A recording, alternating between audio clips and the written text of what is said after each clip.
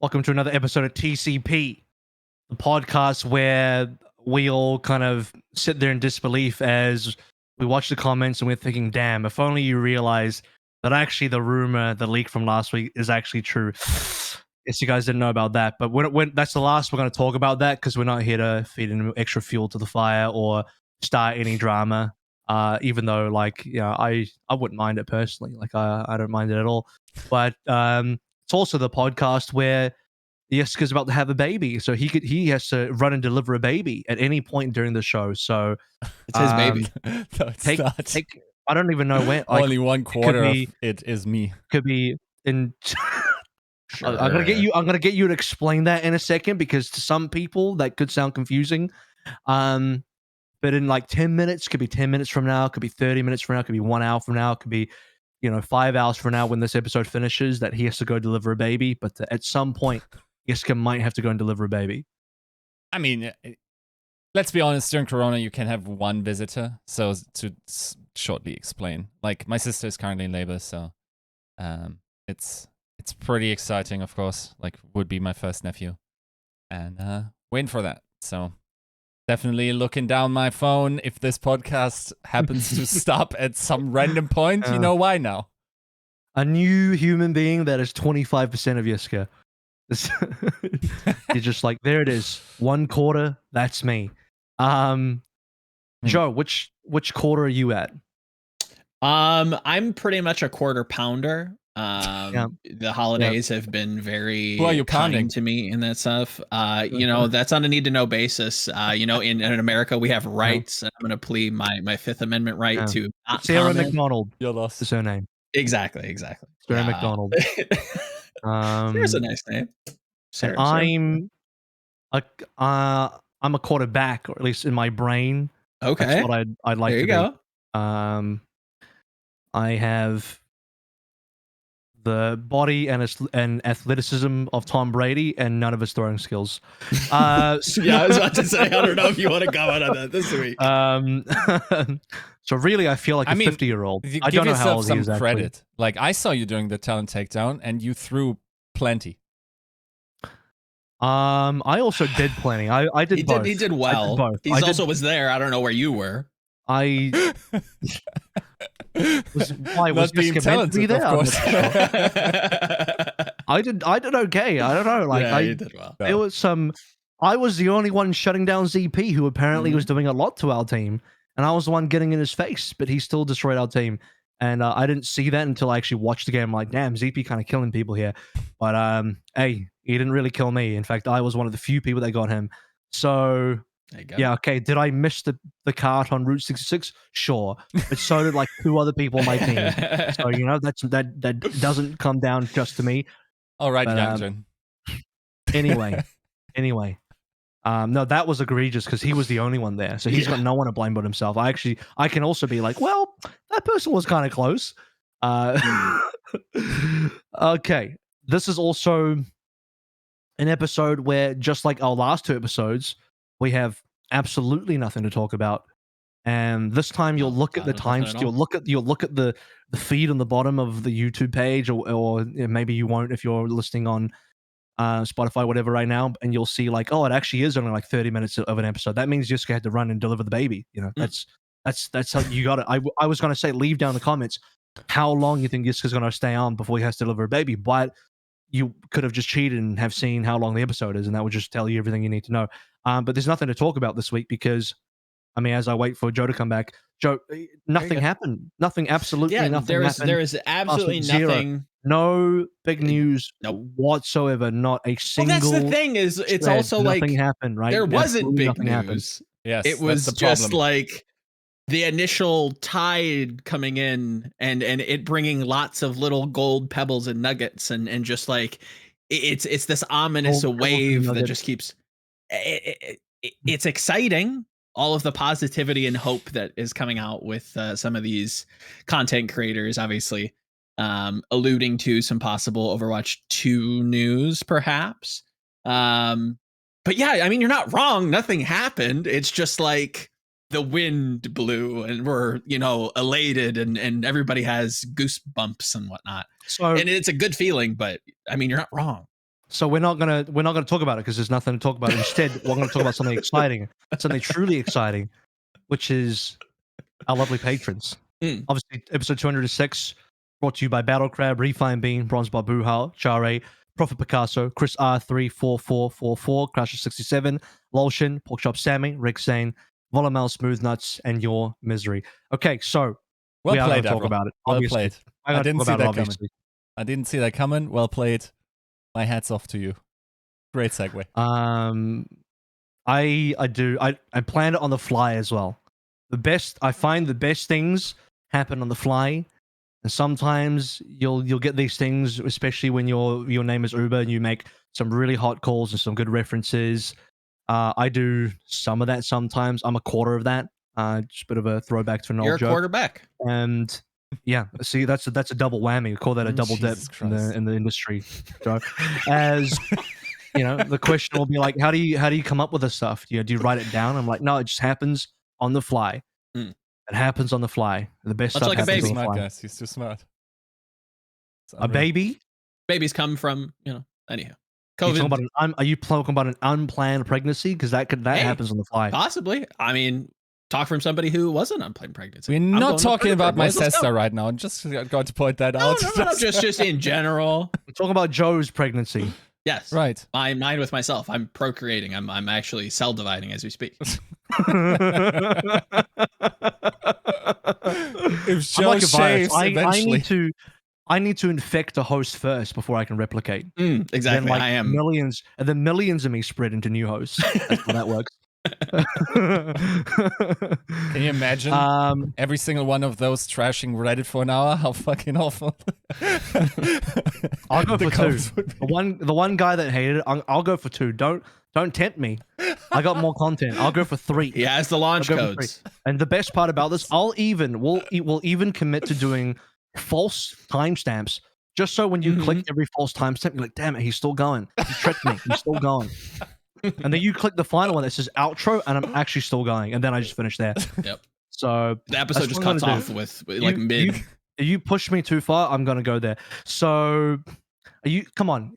I don't care if it was a slog, it was justified. If you actually listen to it, it was justified. And if you don't think it's like important to the health of the game, you probably just flick through it because you're trying to get to the hot news about who got picked up, which is what you're gonna have to do again, because we're gonna save that until later, because we have to talk about some more important things first, but extremely shallow stuff because we don't actually know anything about it. So what do we not know, guys?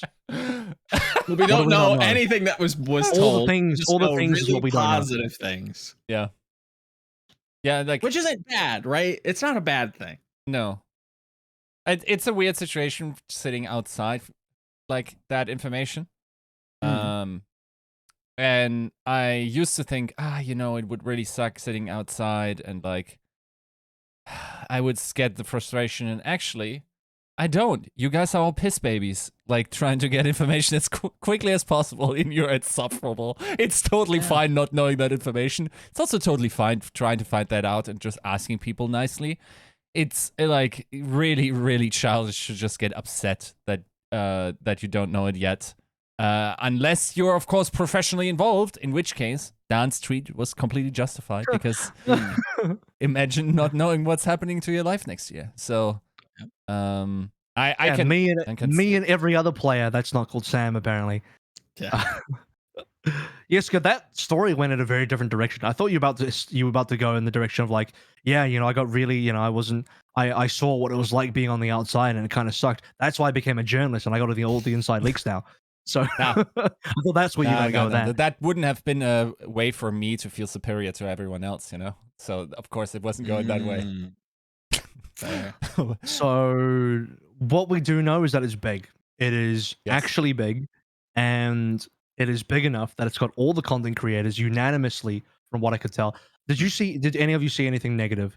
Because it was unanimously positive, right? Not from the people who like soft claim to be there in the call, or to like have like very sensitive information regarding the fact. I think there were measured takes, but not negative. Yeah, all positive. But that's the thing, is the measured takes were even all pretty positive. Like it ranges from measured positivity to like holy shit, Yeah, like Jesus mind is blowing. coming back, Jesus is coming. Like, you know, it ranges those. Those are variances right there. Your top end and your middle end. But there was nothing. I feel like there was nothing below medium. Mhm. No. Yeah, Right. agreed. It was at least like in the middle, like on the like, damn, like yeah, this is kind of good, but hold on, oh, I don't know, like.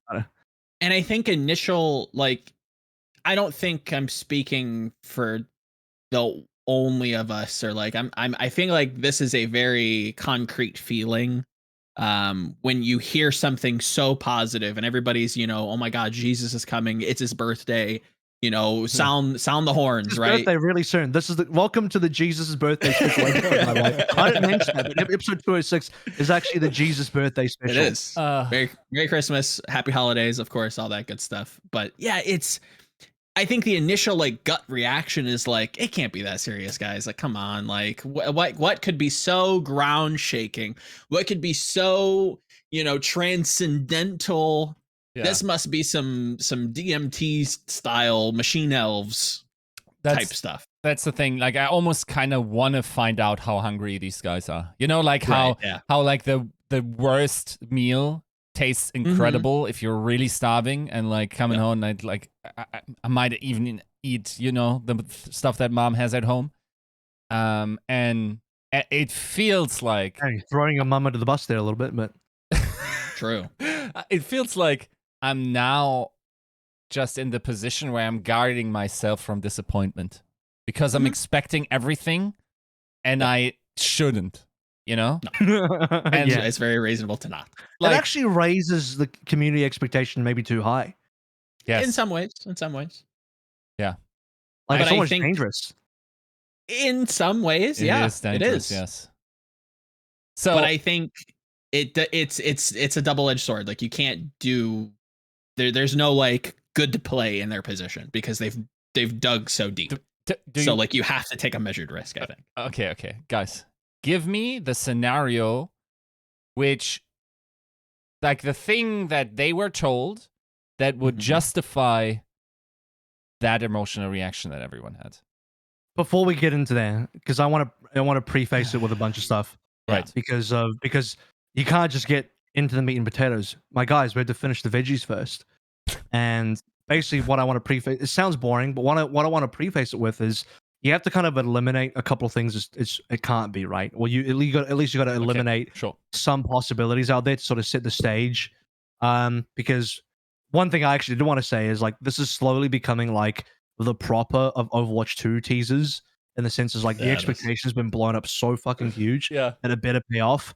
And look, I'll be the first guy, and I feel like in that analogy, I'm the Overwatch content creator. It's like, oh my god, proper is Jesus, but like, he might actually be Jesus. Yeah. So like, I can understand, even though like that analogy is a little bit wonky, but you know, I'm plugging my thumbs into the holes of the ship to make sure we don't sink here, to keep that analogy afloat. But essentially, when you think about it, and who's come out and said positive things, and you know how positive those comments were, you have groups of people that have been probably the biggest critics of Overwatch. Because remember one thing, guys, the biggest critics of Overwatch are typically the people that actually enjoy and love Overwatch the most and put the most hours into it. Because most other people, if you don't like Overwatch, you're just gone. You don't say anything. You walk out the door. You don't turn around. You're just simply gone, right? The people that stick around and be like, this game is so bad, as they hit the Q button for the 1000th time, right? Those are the people that have lots of bad things to say about the game, but probably for the best reasons. Yeah, I guess Samito sits at the top of that list next to a bunch of other guys. Frito's had some pretty interesting comments as well in terms of the negativity. His videos, I mean, you can just watch any of his old, I say old, like videos pre Overwatch 2 hype. When I say Overwatch 2 hype, I mean whatever this latest round of news was. So pre the news, just the news, pre that, the videos all like, you know, Overwatch 2 delayed again, dead game, blah blah blah blah blah. All the typical headlines, all the typical clickbaits, and again, you know, respect the hustle. I'm not criticizing it, but I'm just saying that's the content. I've talked to some of those guys, and I'm like, so you guys capping, or is this for real? And they're like, it's for real. I'm like, oh shit. No, is there a chance they're capping to me? Are they just lying to me? I don't think so. I think like I can talk to people on a pretty genuine level. And I can like, you know, and these are people that put their own reputations on the line. Like Samito did a stream the next day talking about his feeling without leaking anything and talking about his feelings. Like, no, he's like fully serious. He's fully serious. He's not joking at all. And this is the guy that legitimately wanted Team 4 and Blizzard to not only delete Brig, but justify it by killing the character in game, in the lore. Like, she gets run over by a bus or something. Oh, Brigida died. She's now deleted from the game. Like, this is, like, unironically, is, you know, maybe not using that specific example, but, like, he killed the actual character in the game so you can delete her from the game, was one of his positions. I don't think they're doing that, so it didn't tick off every box on Samito's checklist. However, it's good enough that even without killing Brigida, he's, like, super pleased. So it's got to be like monstrous. And we assuming benefit of the doubt here, and he has no reason to lie to me or his audience, because it would just be, as a content creator, you'd be shooting yourself in the foot if you baited your audience that hard and then came out a little bit later. It's like, oh, just joking, like that. No one would laugh. That'd be like, okay, you're just an asshole. Like that's just stupid, right? So there's no reason to come out. If he wanted, if it was bad or average, I'm pretty certain people like Samito would come out, and Flights they come out and be like, yeah, it wasn't very good. I'm not liking where the game is heading, and they would continue bashing the game. So I'm gonna sit the ground right now and just like assume that it is legitimately as good as they say, because in my position, in my opinion, they have no reason to lie about that. Agreed. Yeah, they're coming from it, you know, biased in inherently, because at the kind of the end of the day, and I hope I'm not rubbing anybody the wrong way in saying this, like, you know, they do have a vested interest in this. So obviously there is a shading to this. However, I don't question any of their characters. I think that enough of them have been very honest in their opinion, as AVRL said, about the game in its current state. That yeah, you have to take them at face value here, even if maybe it is, you know, there is some inherent bias to it. And I think Yiska does have a point, and I think there is like a sliver of this to where, yeah, we have been starved for so long for any kind of information, any kind of communication, any kind of content relating to this game, that yeah, maybe some general concepts, philosophy changes, what have you, are just a little bit juiced up, are just a little bit, you know, flavorful. For a counterpoint, I'm gonna offer a counterpoint to Yiska here on his comment, because like I think you're right, but the counterpoint I want to propose is also that if it was a really half-baked piece of news coming from Team 4 to the content creators, or like it really just wasn't that good, the opposite is also true, where like, sure, you could be like, oh my god, any meal's good, I'm so hungry, but at the same time, it's just like, I might just go die now. I'm good. I'm actually good here. You know what I'm saying? Like, it's like, no, if it was bad news, I think they legitimately, the content creators would legitimately come out and say, not even bad news, guys. If it's just like really subpar news, if it's just really insignificant, really half-baked, really uninteresting, doesn't hit expectations, doesn't fix the issues that they're talking about, if it's just like not what they're expecting and just not good enough news is how I'll define it, just simply not good enough, I think they would come out and say it wasn't good enough. The one thing I'll say is that I'm using that lens and kind of, you know, narrowing it down into less tangible things that these people were shown. If you had a gun to head, what were they shown? I think it was something that was a little bit more intangible. Obviously we kind of talked before the podcast about, like, you know, it's exciting. Of course we're going to talk about it. I think it has to be something a little bit more obtuse, something more philosophy driven, something maybe like a roadmap, something like a, you know, I don't think these were like, okay, here are all the reworks, you know, here's the beta date, you know, this is, I don't think it's that concrete. I think it has to be something a little bit more in the guts of the game, tinkering and tweaking and how they're designing the game. And that being shown along with maybe some tangible things. I don't think it can be just like, here is everything we're releasing tomorrow, have a good day. You know what I mean? It can't be that tangible. Yeah, I think someone even said there's nothing concrete really given to them. Right. So it has to be like sort of like the how. And I honestly struggle with seeing what kind of messages they must have received in order to trigger that emotional response from everyone. Here are things that wouldn't do it for me. So, for instance, let's say next year, like, it sounds like something is coming soon. That's everyone's sort of like intimating that. So especially with Sam coming out and saying like, "Hey, we don't have to wait too much longer." It's like, oh, what does that mean? Yeah. So possibly like probably New Year's or something. Like around like first mid of January or something. Let's say we were to get an idea of what 2022 will look like. Sure. And the idea would, for instance, be like we're getting additional content, maybe a hero, and something to hold us over until Overwatch 2 actually releases. Not enough, bro. Just not enough. I have a counterpoint when you're done going through the list. If they say we're going to continue the release cycle that we had 2019 before Echo came, and we're going to release content like that, and like maybe 2 or 3 heroes before Overwatch 2 comes out, not enough, bro. That's not enough to justify your response, and it's not enough to keep this game alive, right? It would have to be almost pretty much whatever we expect Overwatch PvP to be in order for me to Overwatch 2 PvP. In order for me to say that could be it.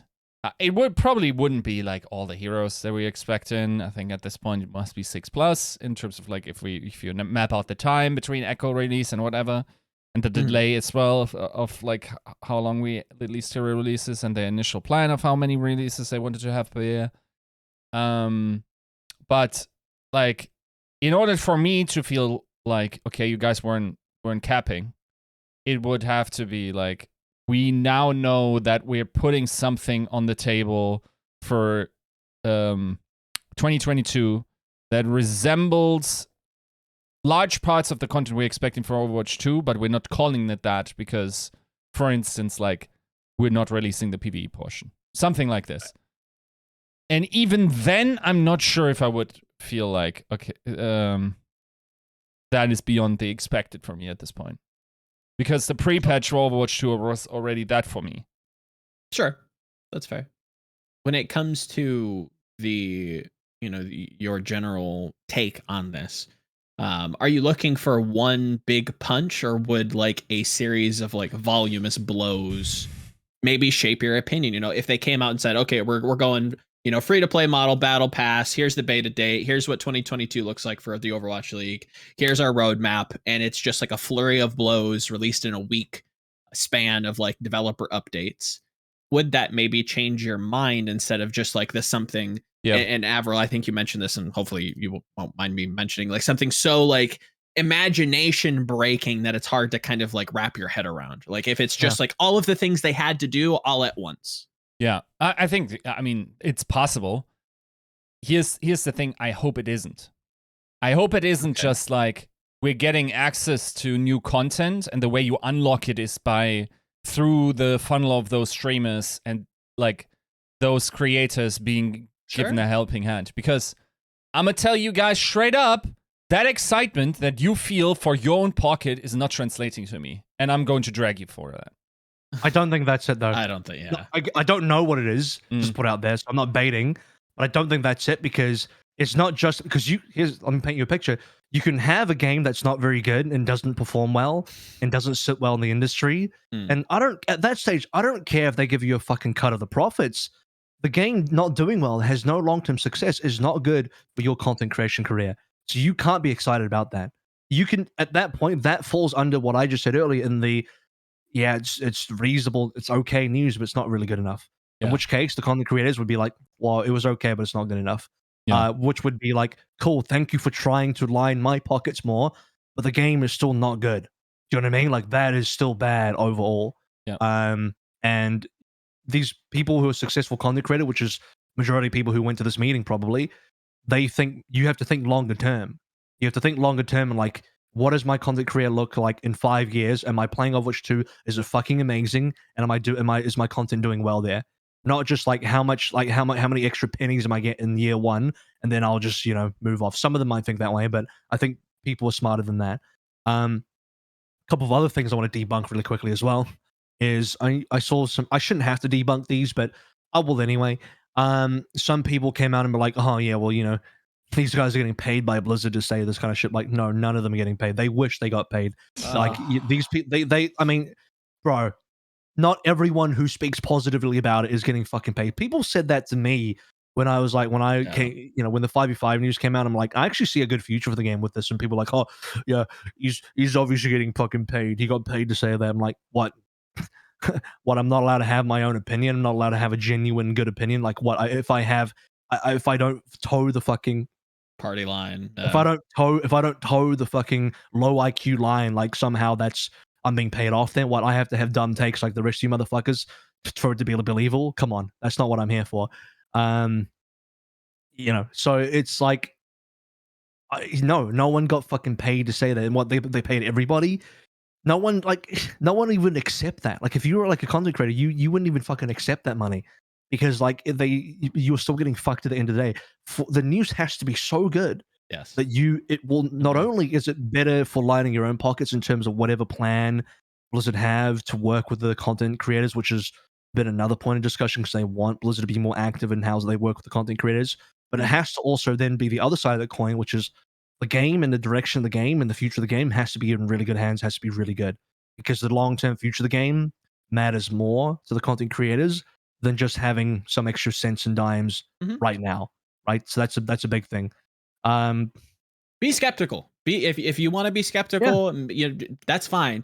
But do not reach for the tinfoil. Do not think this is some grand conspiracy from Papa Blizzard that, you know, somehow every single one of these people were paid off and none of them even batted an eye at that. Like that's some doomer bro shit.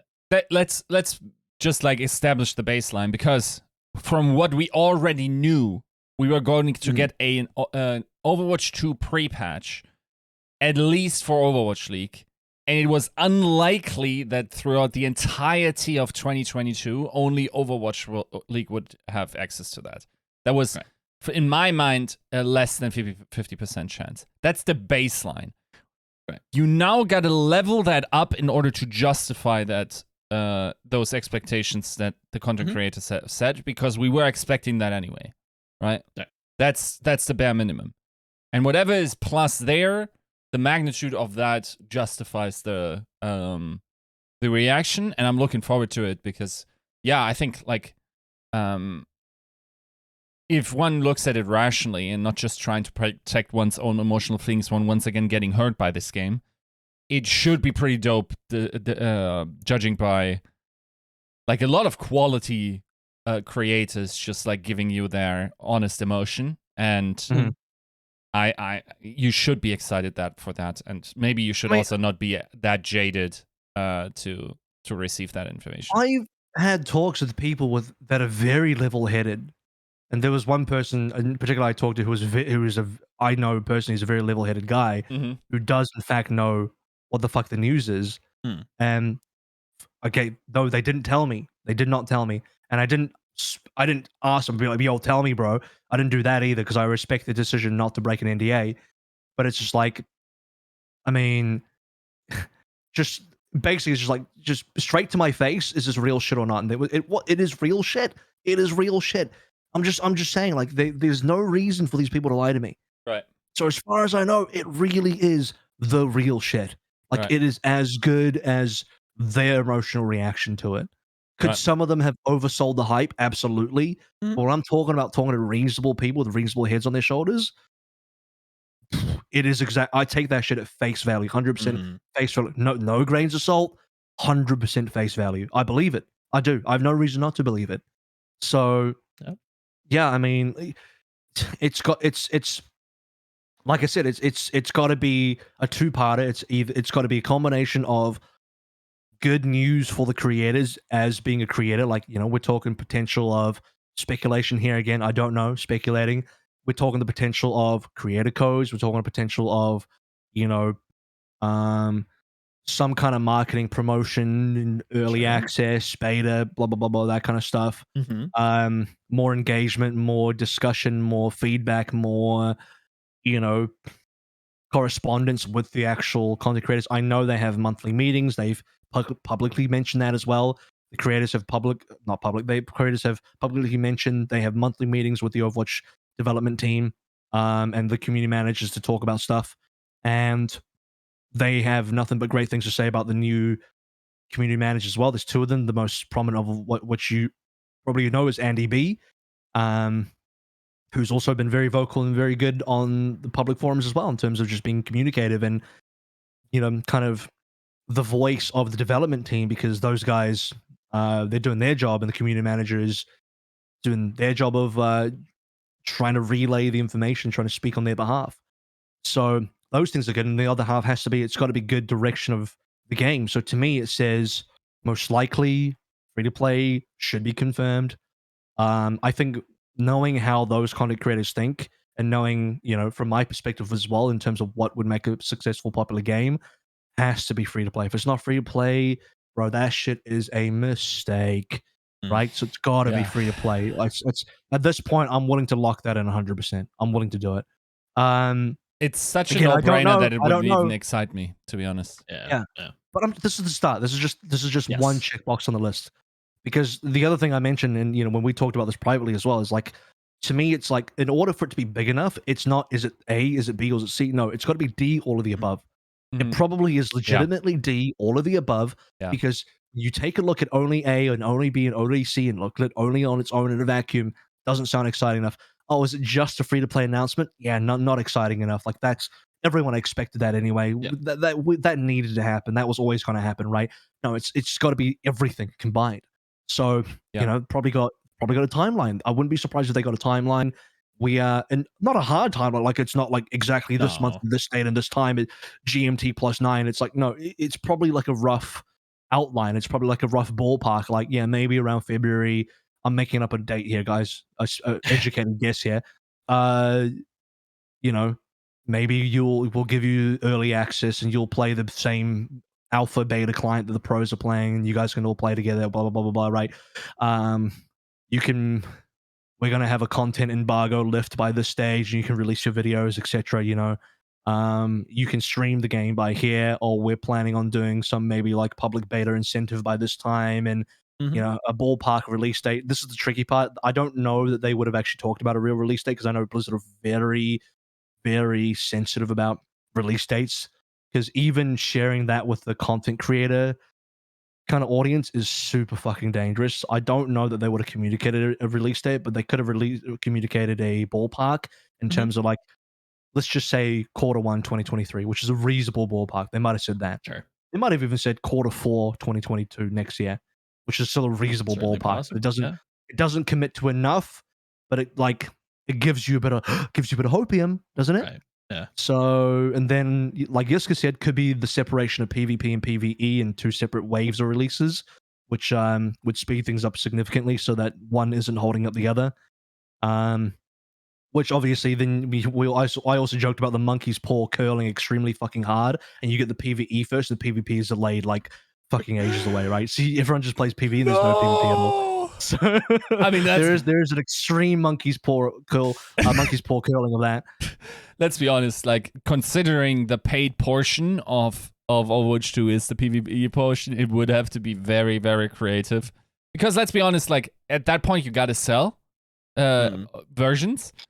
Why would you not include that in the earnings call thing, right? Like, are you trying to, like, tank your own stock and rebuy or something? Like, what's the strategy here? In order, like, you know, it probably isn't. But of course, like, monkey parts curl sometimes. So yeah, I like to put that in there, just as a little bit, like, you know, my evil face so going on evil. there, just to be funny. Even though I'm crying behind the mask, because it would also fuck me, so I secretly wouldn't want that to happen. But I'd have a bit of a laugh at it, like, as well. Like, you know, sometimes when you hit rock bottom, you just have to have a bit of a laugh, like, wow, this is really shit. Well, you are a PvE lord in Back 4 Blood. I am a PvE lord. I'm fucking insane at PvE. I will be one of the best PvE players in Overwatch 2. Firstly, because I'll have a lead in terms of being able to play Overwatch 2 earlier than most people, hopefully. Possibly, yeah. Unless they decide to, you know, unless I get really cucked. Who knows? I can't. I don't know. Who knows at the end of the day? Yeah. Whatever happens, happens. But I'm personally looking forward to PvE, not from a competitive standpoint, but just from like just knowing that something I can actually do in Overwatch where I'll be like mechanically and just in the game extremely good at, and I can actually, you know, be maybe even known for that. I don't know, who knows? I'm getting ahead of myself. But back to Overwatch 2 OPM, like feels weird, I think if you want to read between the lines, you have to go through all the like Flats, Samito, Frito, Stylosa, all the big guys, and just even all, you know, whatever size guys. You go through all of their critiques, and they've been pretty public. Especially Samito's been very public about what his critiques are, what his problems are, and he's. I mean, this is someone where like, you know, he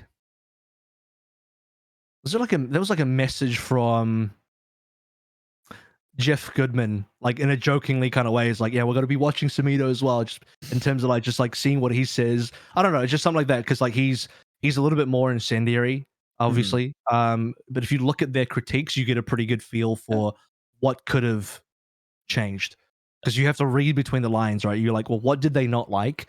What were their concerns? And then if they're all super happy about it now, is it because those concerns have been addressed, right? That could give you a lot of clues. In some facet. But that's the thing, is like there's so much that they've also said publicly. Like these big content creators, there have been a lot of critiques of Overwatch in general across the years. Even some of the more recent ones. There is so much to do right that it feels like that has to be the course of action, right? Like it has to be, like you said, it has to be option D, all of the above. Everything was at least addressed, maybe not remedied immediately, maybe not at all, but they were addressed and communicated that yes, they've either are working on plans or they've actually shown some of the plans on how they plan to address it. I'm going to debunk one more thing, by the way, because one of the critiques, this is a debatable critique, because I have a counter. I think the opposite, and I've publicly mentioned as well. But the whole 5v5 thing, I'm going to debunk straight away that there's absolutely zero chance that Blizzard have abandoned 5v5, because some people were saying like, oh, are they all super excited because we're going back to 6v6 for Overwatch 2? No. That's not going to be a huge step back. That cannot happen. That will not happen. I'm saying there's a 0% chance it's going to happen. Yeah. Because I just know Blizzard don't operate like that. They've committed to 5v5. They publicly announced it. They put so much fucking work into it. Do you want them to be further behind in development? Because now they got to fucking scrap all the shit they've been working on? No, this is not happening, guys. We're sticking to 5v5. Love it or hate it. Sticking to 5v5. And clearly no one hated it that much. None of the content creators were like, oh my god, great news, but it was one thing I was disappointed by. No one said that. So I don't know that they hate the 5v5 thing that much, because I'm going to assume they haven't played it yet, so they sort of know themselves. And even then, the whole, like, even if they did play, it doesn't count. Like, I don't know. I think people overblow the whole thing with the pros playing it for the Overwatch League final, like the show match, and then the previous show match between the developers. Well, people overblow that, because that's not the final product. And this is again, I don't want to get into another discussion about how people don't fucking understand that seeing an early build and seeing an early, picture of the product is not the final fucking product. That's not the game you are going to be playing when it's released. How many times, I don't know, I sound like a broken fucking record, and I just don't understand why people can't get it around their heads that that's just not the case. You have to separate that. Please separate those two things. What you saw in the Overwatch League finals for the show match, that's not the final product. That's not how 5v5 is going to end up playing. That's just where they are now. Right? There's a lot of work to be done. When the real 5v5 comes out, when they've finished all the rebalancing, finished the reworks, added in the new heroes, playing the game how it's meant to be played, that's what you can fairly critique. That at that moment, if you still think 5v5 is bad, I got nothing for you. You are allowed to have that opinion. I will say, cool, maybe you're right. Maybe I'll even agree with you. Maybe I'll play and I'll be like, yeah, you're right, this is kind of bad. But at that point, I'll fucking give it to you. But right now, saying, oh yeah, 5v5 looks so bad, I'm like, yeah, but nothing's changed. You just moved to 5v5. Like, don't treat that 30-minute footage like that's the final fucking game. It's not. So it doesn't even matter. It barely even matters. So that's why I'm saying, like, even if the content creators played that, doesn't even matter because that's not the final game. That's one thing I will say to minorly critique Blizzard for a moment. I hate the messaging of that whole show match where it's like, yo, you want to watch Doha's VOD or player POV from this match that like really doesn't matter and doesn't really indicate like anything about the game. It's just like some content, and I understand from that angle, like, you know, try to milk it for what it's worth, but like that also doesn't help the fact that like people still have a hard time wrapping their head around betas and whatnot. So this is why developers don't show shit.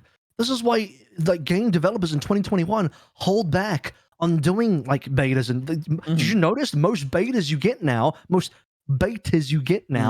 are like 99% completed products, and the beta you play is almost like 99% identical to the game that you end up getting on launch day. Like it's that close. So why? Because all developers are just like they don't want to get into a tricky situation where people misunderstand what the game they're looking at is. So they don't show you too much pre-release stuff. They don't show you too much stuff that's far away. You know, they don't want to give you development updates on things they're not sure about yet. And you'll be like, oh, the developers are not talking to us. Yeah, because if they say anything, you're gonna fucking take that as a final product. That's the truth. Yeah, that's why they don't say anything to you.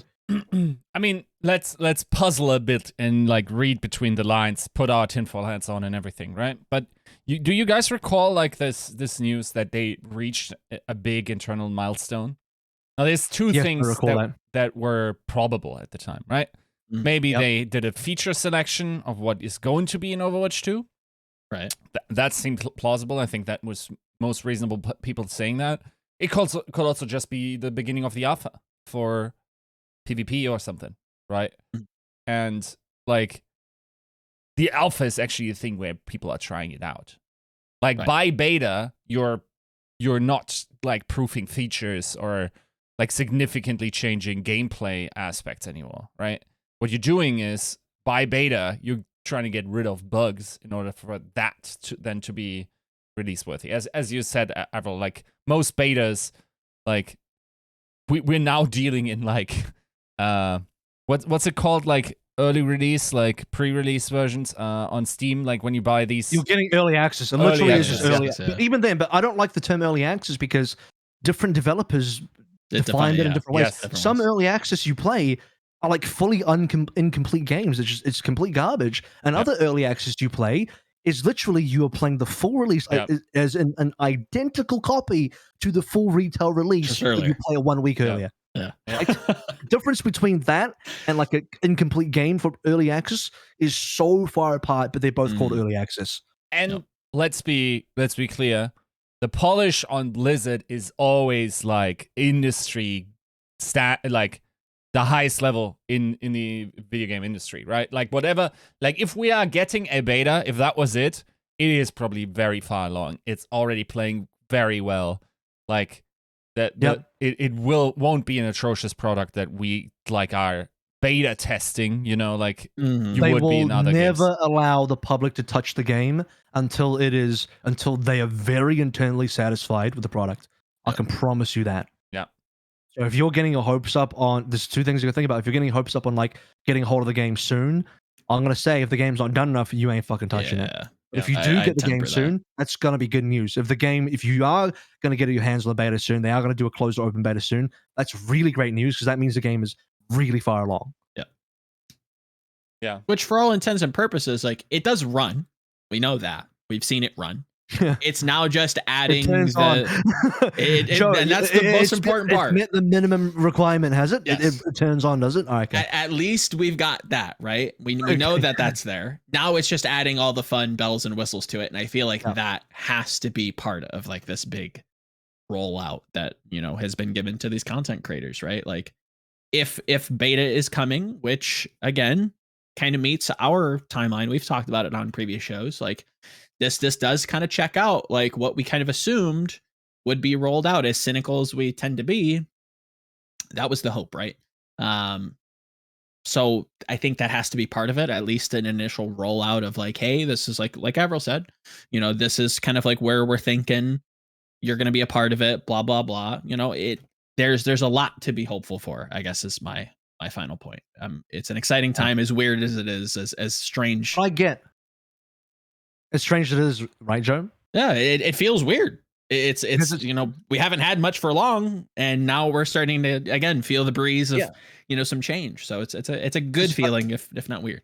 I can't remember if you used this term yet on the podcast or if it was just us talking about it earlier, but you said whiplash was quite and that's quite an accurate phrase because it wasn't that long ago that those same content creators were absolutely shitting on the game and then boom, bam, like that in the space of a single day, it feels like. They're just like, oh my god, game save, best game ever, blah, blah, blah. Game of the year, Overwatch is back, you know? And it's just like, wait, what? Yeah. Like, huh? That does this come from the same Twitter account? Like, check the SAM. Okay, it's verified. Okay, yeah. Yeah, you're like, is this real? Like, did someone hack did someone hack every single Overwatch content creator's accounts? What's going on? Like, it doesn't feel real because it's such whiplash. It's a full 180, right? It doesn't. That's the part that I think is craziest for people. But if you look at it from the other side of the coin, and you assume it's legitimate, because I 100% believe it's legitimate because, you know, from my slightly more in-depth conversations where I still don't know what the fuck it is, it just reassures that they're telling the fucking truth is what I'm getting towards. Then it's great news because to do a full 180 like that when you were previously so downtrodden on it has to be. Then it's got to be. It literally is Jesus coming back. You know, we're getting Jesus. He's on his way.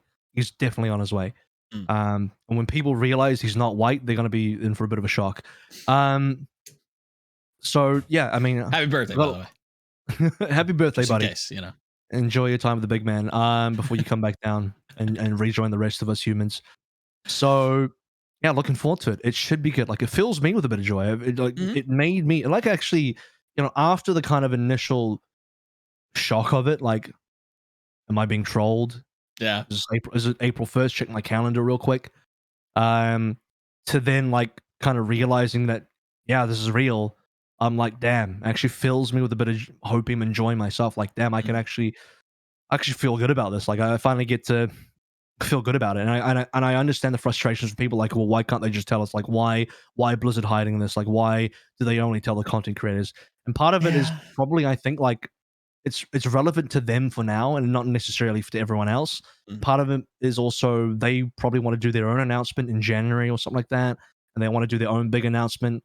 But they want to stem the tide of this. They want to stem the bad PR bleeding from the content creators, because if you again paid attention to the content creators, it's all videos, it's all shit talking, it's all this negativity in the content about how bad the game is and how bad Blizzard is and how bad X, Y, and Z things about the game are. You got to stem that bleeding pretty quickly, and one way to do that very quickly is to hold a big ass meeting where you kind of show your hand a little bit, save a couple of trump cards, maybe show your hand, and I'm like, oh shit, like fucking 3 aces out of 4 there, looking pretty good to me. You know, that will stem the bleeding. In fact, it does the opposite effect where now they get to make content like Overwatch 2 saved. Yeah. You know? You're actively conducting surgery in like the most intangible sense. Like you're actively repairing the community. You're not maybe necessarily bringing people back, at least not yet. But this is not only stemming the tide, but repairing a lot of those relationships that maybe were on the fence.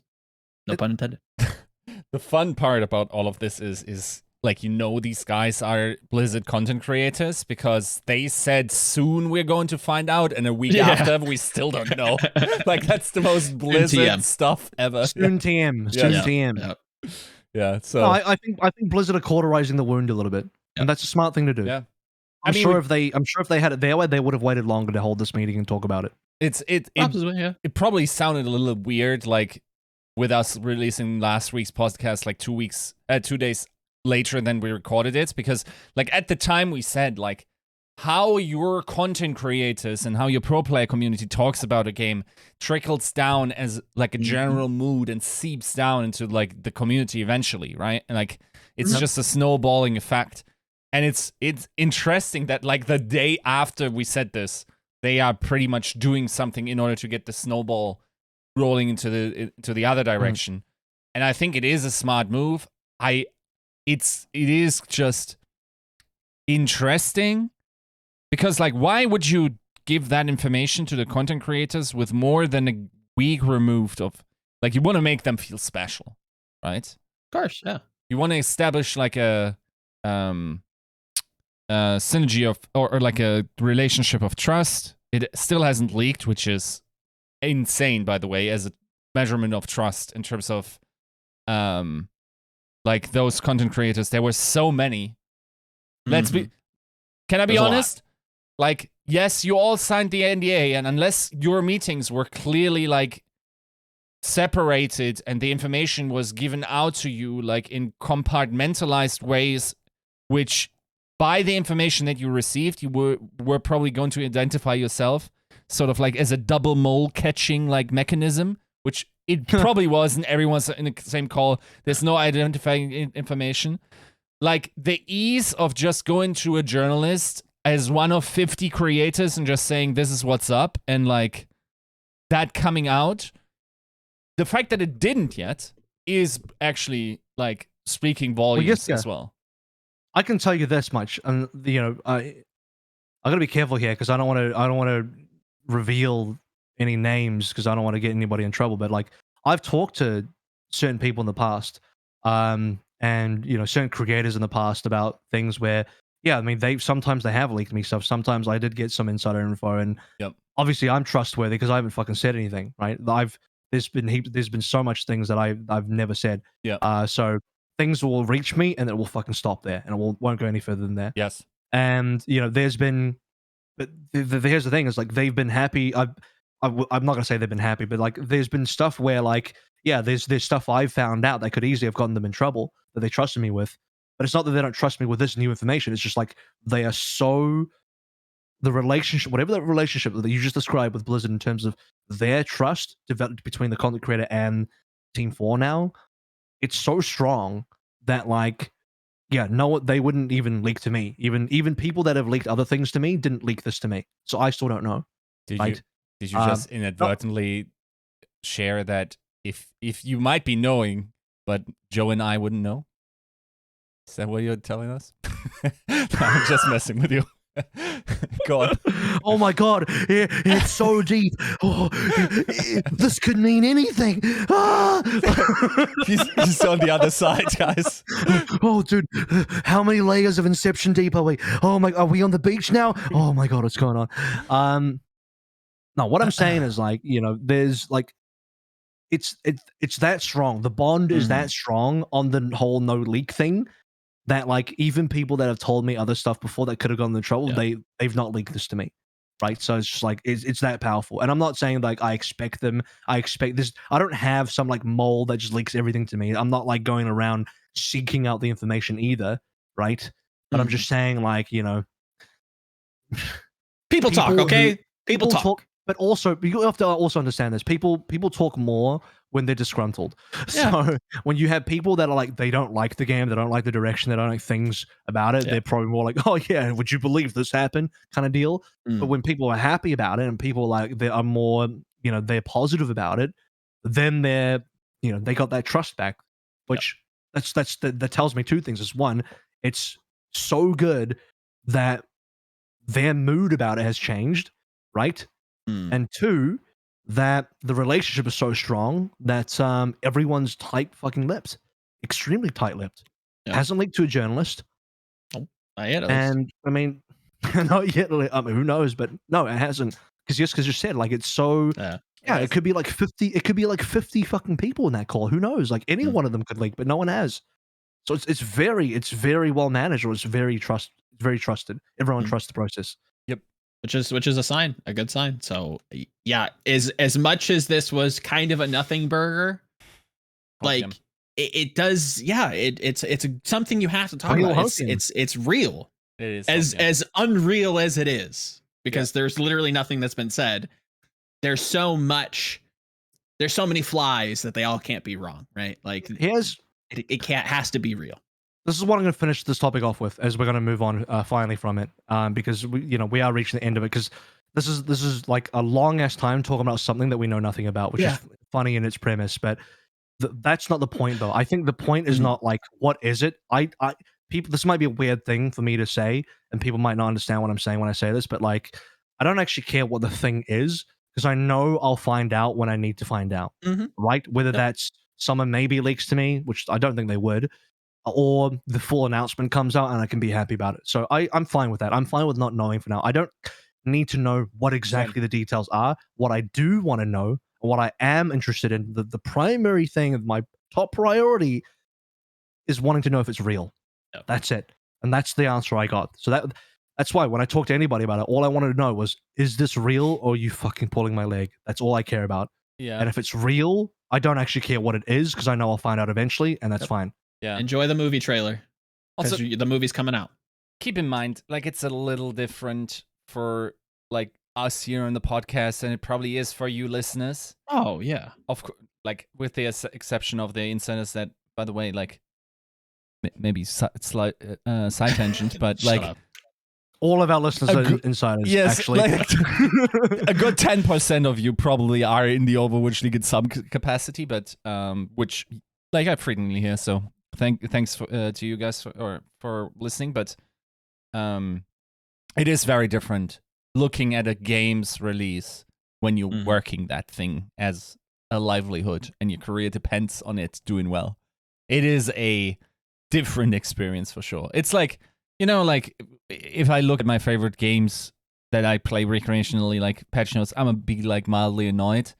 It is not going to threaten me putting food on my table, you know? Like, it is a fundamentally different experience. Okay. Well, that being said, we're going to move over to some discussion about players. Jenks, we're actually going to talk about Path to Pro first. And then we're going to talk about the players, because there's been only a few movements in players, and the player movements are all on teams we've discussed a lot about in the past. So those probably aren't going to be super long. Again, if you're waiting for those, and you really just want to get to that and nothing else, just going down to the description and find the timestamp, and happy days. Post Path to Pro first. Now, we had a comment from Damiku, who leads the Path to Pro team. And I say comment. It's an update. It's a message to the community. It literally says an update from the Path to Pro team is the title. And so we're going to go over some of the details in that and talk about Path to Pro for 2022 and Overwatch as well, and what we think the whole Overwatch 2 thing is how it's gonna impact. So the gist of the update is that Overwatch Contenders will continue in 2022. That's the most important thing, because I think we had some questions like, is there even going to be one? I had that question. Is there going to be one? There will be one. And it will continue for the same regions: Australia, China, Europe, Korea, and North Korea. Did I say North Korea, North America? Sorry, that was a Freudian slip. I didn't mean that at all. That was a bit of a weird Freudian slip. South Korea and North America. There we go. Clear that up. And volume of activity will be roughly the same as 2021, with the similar amount of events, matches, broadcast hours, and LAN opportunities. If you want to be snarky, you could be like similar amount of LAN opportunities, so 0, but that's COVID related, right? So that's COVID related, obviously. The real assumption you should make off that, and the way you should read it is and interpret it, is LAN opportunities from 2019 pre-COVID. Yes. So probably a showdown, probably Hopefully. a gauntlet. And at minimum, if there's no LAN, I expect them to come back in online fashion, right? Surely you got to do that. Continued on, they're still solidifying their plans, obviously, because COVID is an ever-evolving situation, as is the Overwatch 2 situation is ever-evolving, I think, as well. Dan did say he expects Contenders to start later in the year than previous seasons. That, to me, actually potentially lines up with maybe an Overwatch 2 access beta kind of thing, if you read between the lines. Just saying. And then also, we are exploring ideas for meaningful competition ahead of our primary Path to Pro schedule. So, potentially tournaments. So I do know, and this has already been kind of publicly said, you do have to dig through Reddit to find the comment, but Thibbledork, who does socials for Florida Mayhem, did mention that they were doing another Mayhem Classic before the start of Overwatch League 2022. So that is technically a Path to Pro event that will take place before Contenders begins again. So that's one of those things. When Dan says meaningful competition, I would include Mayhem Classic into that. But he doesn't specifically go into detail about, I think the biggest question is, will Contenders be played on Overwatch 2? That is not answered. Probably a smart thing not to say because you don't want to commit just yet because dates can change, things can change. You don't want to say you are going to do it and then you can't do it. It's not up to you, right? It's at the end of the day, the dates and the schedule and the timing has to line up there and all the things have to work out. You want to keep it open. You want to keep it ambiguous so that if you're forced to play Overwatch 1, I guess you play Overwatch 1. But if you get the chance to play Overwatch 2, then you do get to play Overwatch 2. Like you said, like, as this flanks our Overwatch 2 hopium, it does, and maybe I'm just catching fumes from that topic, but it does feel like there is something tangible that people are going to be able to play if this is going to be a real thing, because it would be such a jarring experience. And I think Carter goes in depth to this in the Reddit comments, asking a lot of questions, obviously some of which are so difficult to be answered that, you know, it's hard to warrant a response. But, you know, it is a jarring experience to have like the amateur division that's supposed to be the talent pipeline playing a completely different game than the pro circuit. The fact that we do have an announcement coming out saying, yes, there will be contenders. Yes, there will be games played. It doesn't remove the possibility of that happening, but it does feel like there is more to this than we're just going to play Overwatch 1, right? Like, is it part of the year? I don't know. Like it is bizarre. I'm happy that it is here first and foremost. I'm happy that Contenders still exists because again, like AVRL said, that was a concern. Like if Overwatch 2 is being delayed, if you know the game's taking too long and we're not getting like a public beta for months at a time, Contenders can't exist. Period. And that would be really sad to see, but understandable with, you know, the current state of the game. If things are a lot more optimistic, which we now kind of soft know from the content creators, maybe that signals, you know, an active an active like client to actively be played actively. It has to be. It has to be that they would like to play it on Overwatch 2. That's the only legitimate reason to delay. Because if you just wanted to play Overwatch 1, why would you delay? Just play now. Just exactly. January, February, play game, done, easy. Yep. So if you really want to read between the lines, it's not that they are committing to Overwatch 2. If they were committing, they would just say, we are committing to Overwatch 2. Because Overwatch League said that. It's that they are seeking the priority of wanting to play on Overwatch 2, but leaving enough space open from a PR perspective to back away from that and go back to Overwatch 1 if that ends up being how things work out. Maybe, again, things go wrong and they can't play Overwatch 2 for Path to Pro, then you're going to have to backtrack and play Overwatch 1, or there's not going to be a Path to Pro. Like, what do you want? Do you want there to be an existing Contenders Path to Pro with Overwatch 1 or nothing at all? Like, pick your poison, right? So it's got to be, you know, if that's what it ends up having to be, it's what it ends up having to be. And the reason why you don't specifically talk about Overwatch 2 yet, because you don't want to lock in anything. It's very dangerous to lock in when you're not sure. So don't lock in. Smart thing from the team to not lock in. But again, reading between the lines, I can very much see that the intention is they would like to play on Overwatch 2. Yep. Yes, the only question will be, you know, how long is that delay? Because, you know, you said delay. What are we talking? May? Well, let's forget about May. March, April, May, June, July. Like what? What is the delay? Because it could be an entire season. It could be like, hey, season 1 skip. Sorry, we're not going to do season 1 because we're waiting for Overwatch 2 beta. Right? That could legitimately be a response. Yeah, even then, I think that's like a positive. Like, yeah, you skip a season. Okay, that sucks. Obviously, that's not ideal.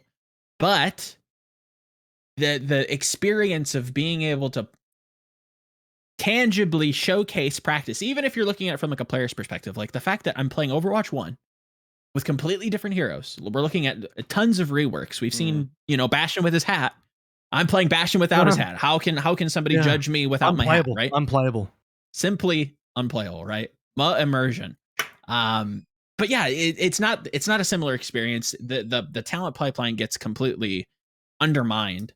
And it's a mess. Even from a PR perspective, when you go into maybe tanking a year, not a year, but like a season, going into season 2, maybe that has the beta applied to it. I think it's like a necessary evil Or- to kind of have a healthy ecosystem. I actually got a counterpoint. Well, not a counterpoint. Okay. I actually got something to add to that, Joe. Sure. An effective alternative to do strategically, if you know you can't play Overwatch 2 for Season 1, you should just start Season 1 on Overwatch 1, then start Season 2 on Overwatch 2. Right. Legitimately. I think but that's the response.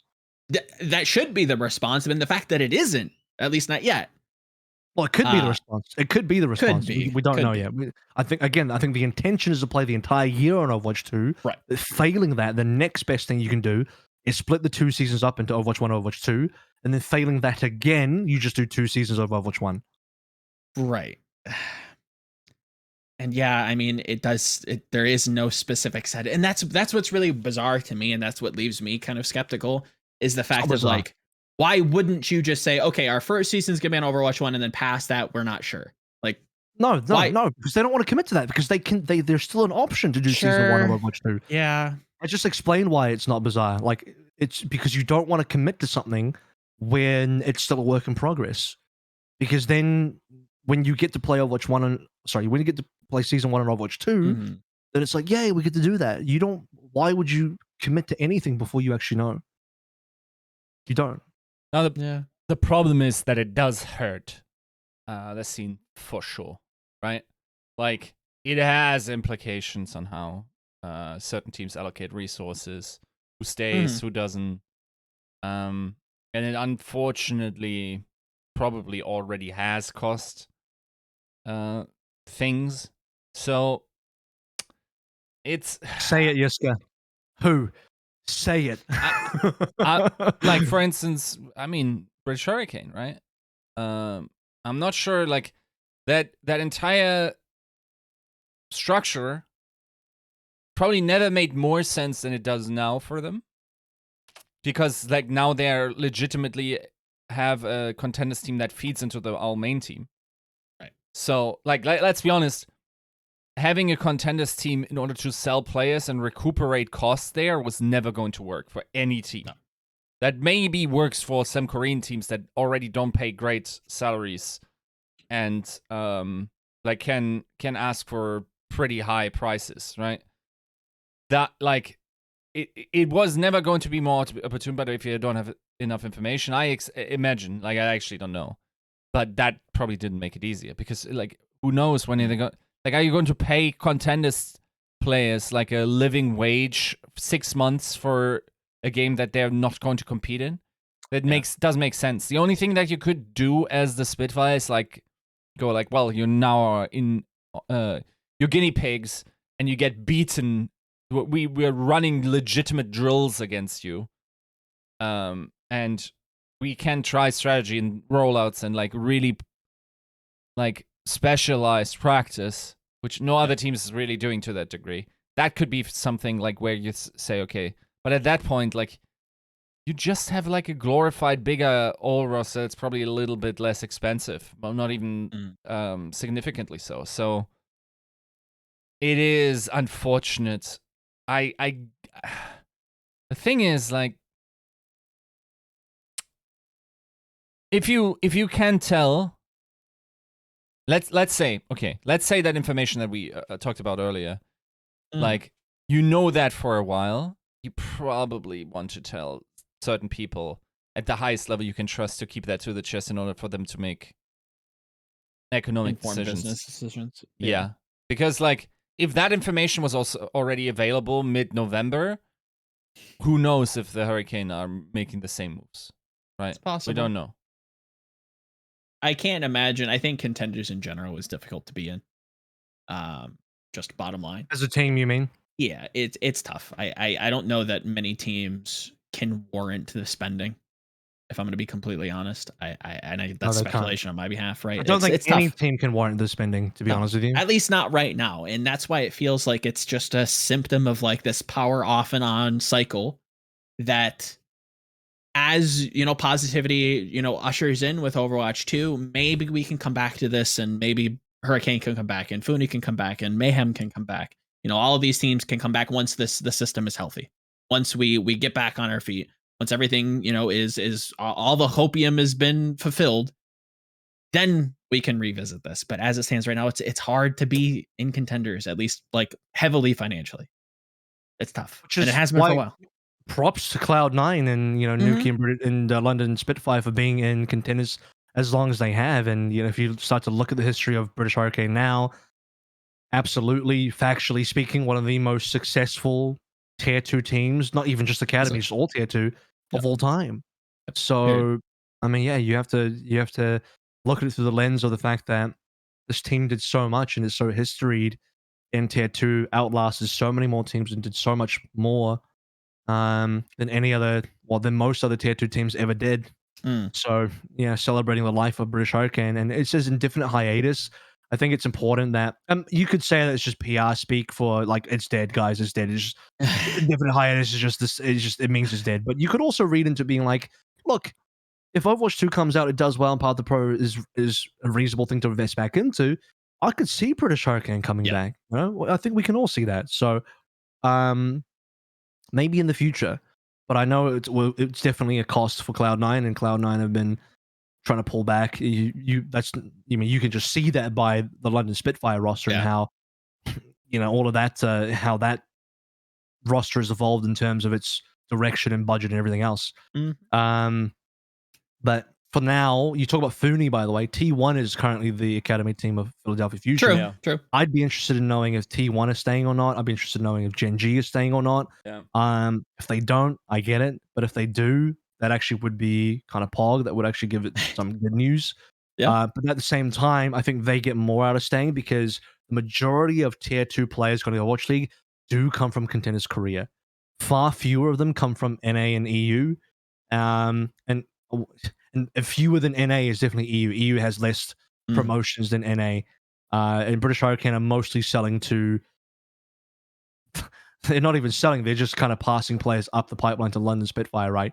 Yep. So, yeah, I mean, I think my big question, and it's not like a pointed one. It's not aggressive or defensive in any way. I'm genuinely curious on like the logistics of an esports organization partnering with like some sort of collegiate system, whether that be like a college itself or a collegiate program to kind of offset, the cost of Contenders. I don't know if that's even feasible. It's a shot in the dark. It would be kind of interesting because it does seem like that's the natural progression, and it always has been for at least North American esports. I won't comment on European because I think like their amateur what's Valorant calling it, the like the regional leagues. What I don't remember what challenges. Right.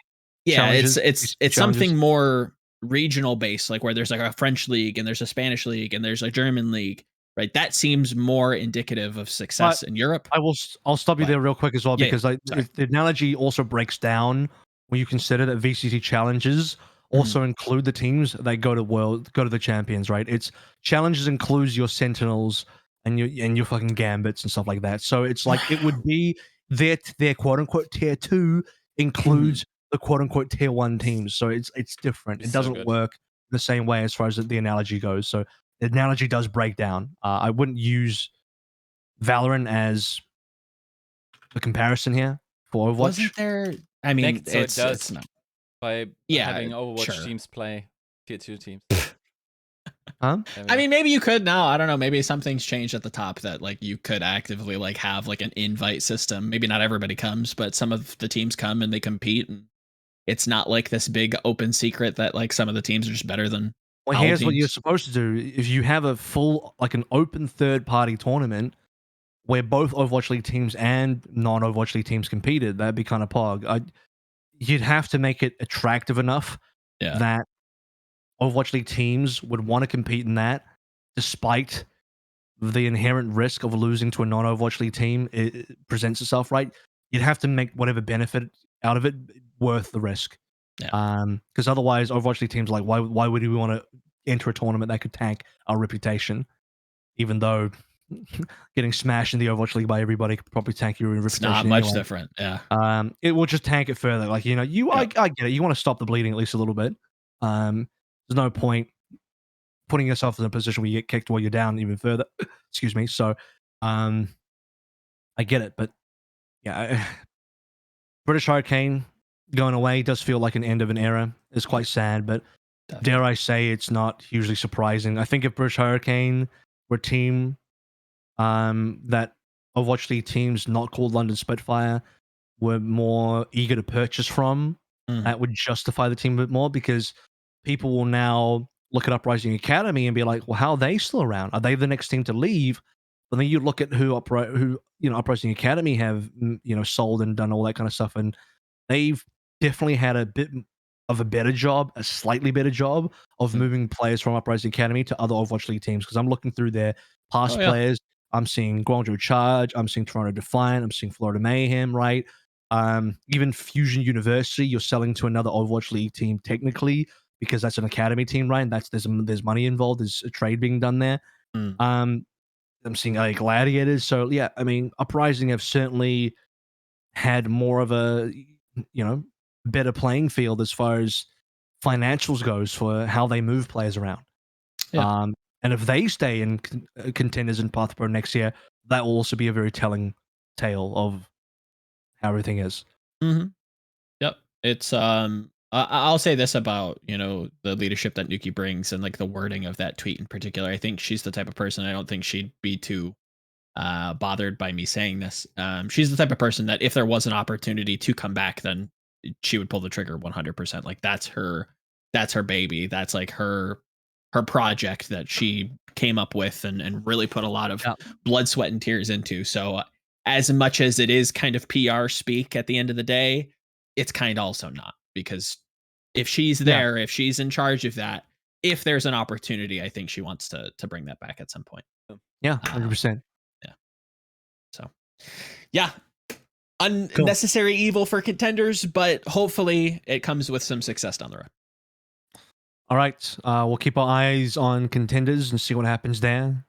As I think we all agree that tier 2 is important as for a pipeline, because when you consider how many players, 30 something, was it 36 players? I can't remember. 30 something players were promoted from Contenders to Overwatch League going into next season, and that's with all rosters, pretty much all rosters across the board, cutting down players as well, and still that many people from Contenders made it forward. So enough about that, though. It's something real quick. Something that we really do well in Overwatch that I think the scene in general needs like commendation for, is that we do bring up rookie talent very well. A lot of success stories, and they're very good rookie talent. Yes, it's very successful integrations into these teams, at least for the most part. I think as in esports as a whole, we do a really good job. That's part of it. It is also because a lot of people just retire. That's also true. Early and make space. So, yeah, definitely. A lot of people get washed quickly as well. I think, I don't know who said it. Some pro said it. It might have been Hydron in your interview, actually, Yiska, that was saying, like, Overwatch is the type of game that you need to be, like, grinding and playing constantly to remain good at, and you can't take it easy. It's a very hard game to remain at the top. I feel like this, that's why you can get washed in Overwatch really quickly, and why people retire, or why they get shoved out of the league because they're just not good enough anymore. For sure. But even then, the argument still stands that the rookies coming up are pretty good. There's some rookies don't turn out well, but I would say most of them do. You can't expect every rookie to turn out well. Percentage of that turn out well is definitely above 50%. It's greater than the percentage that don't. Okay, we are going to move on. We're going to talk about speaking of rookies, we're going to talk about some rookies now. I brought up the Uprising and how they've been sort of shifting players around and selling a bunch through different Overwatch League franchise teams. One of those teams is the Toronto Defiant. Finale was announced to the team. Did we talk about Finale already? I think we did. We did talk about them last week, but so yes, Finale got. So we're not going to talk about Finale again. We are going to talk about a different player though, sitting next to Finale, because this Finale, despite the name, wasn't the final piece of the puzzle for Toronto. They actually got another player called Although. And what's funny is I had a bit of a speech about Although last week, and then as soon as I do that, not saying I had anything to do with this, but or I didn't even know, by the way. I didn't do it because I knew or anything. It was a surprise to me as well, but just fun coincidence that that was the episode I talked about Although, and then he gets picked up straight away, and I was like, dude, how is this guy still on the market? And Toronto would probably ask the same question, like, holy shit, this guy's still on the market.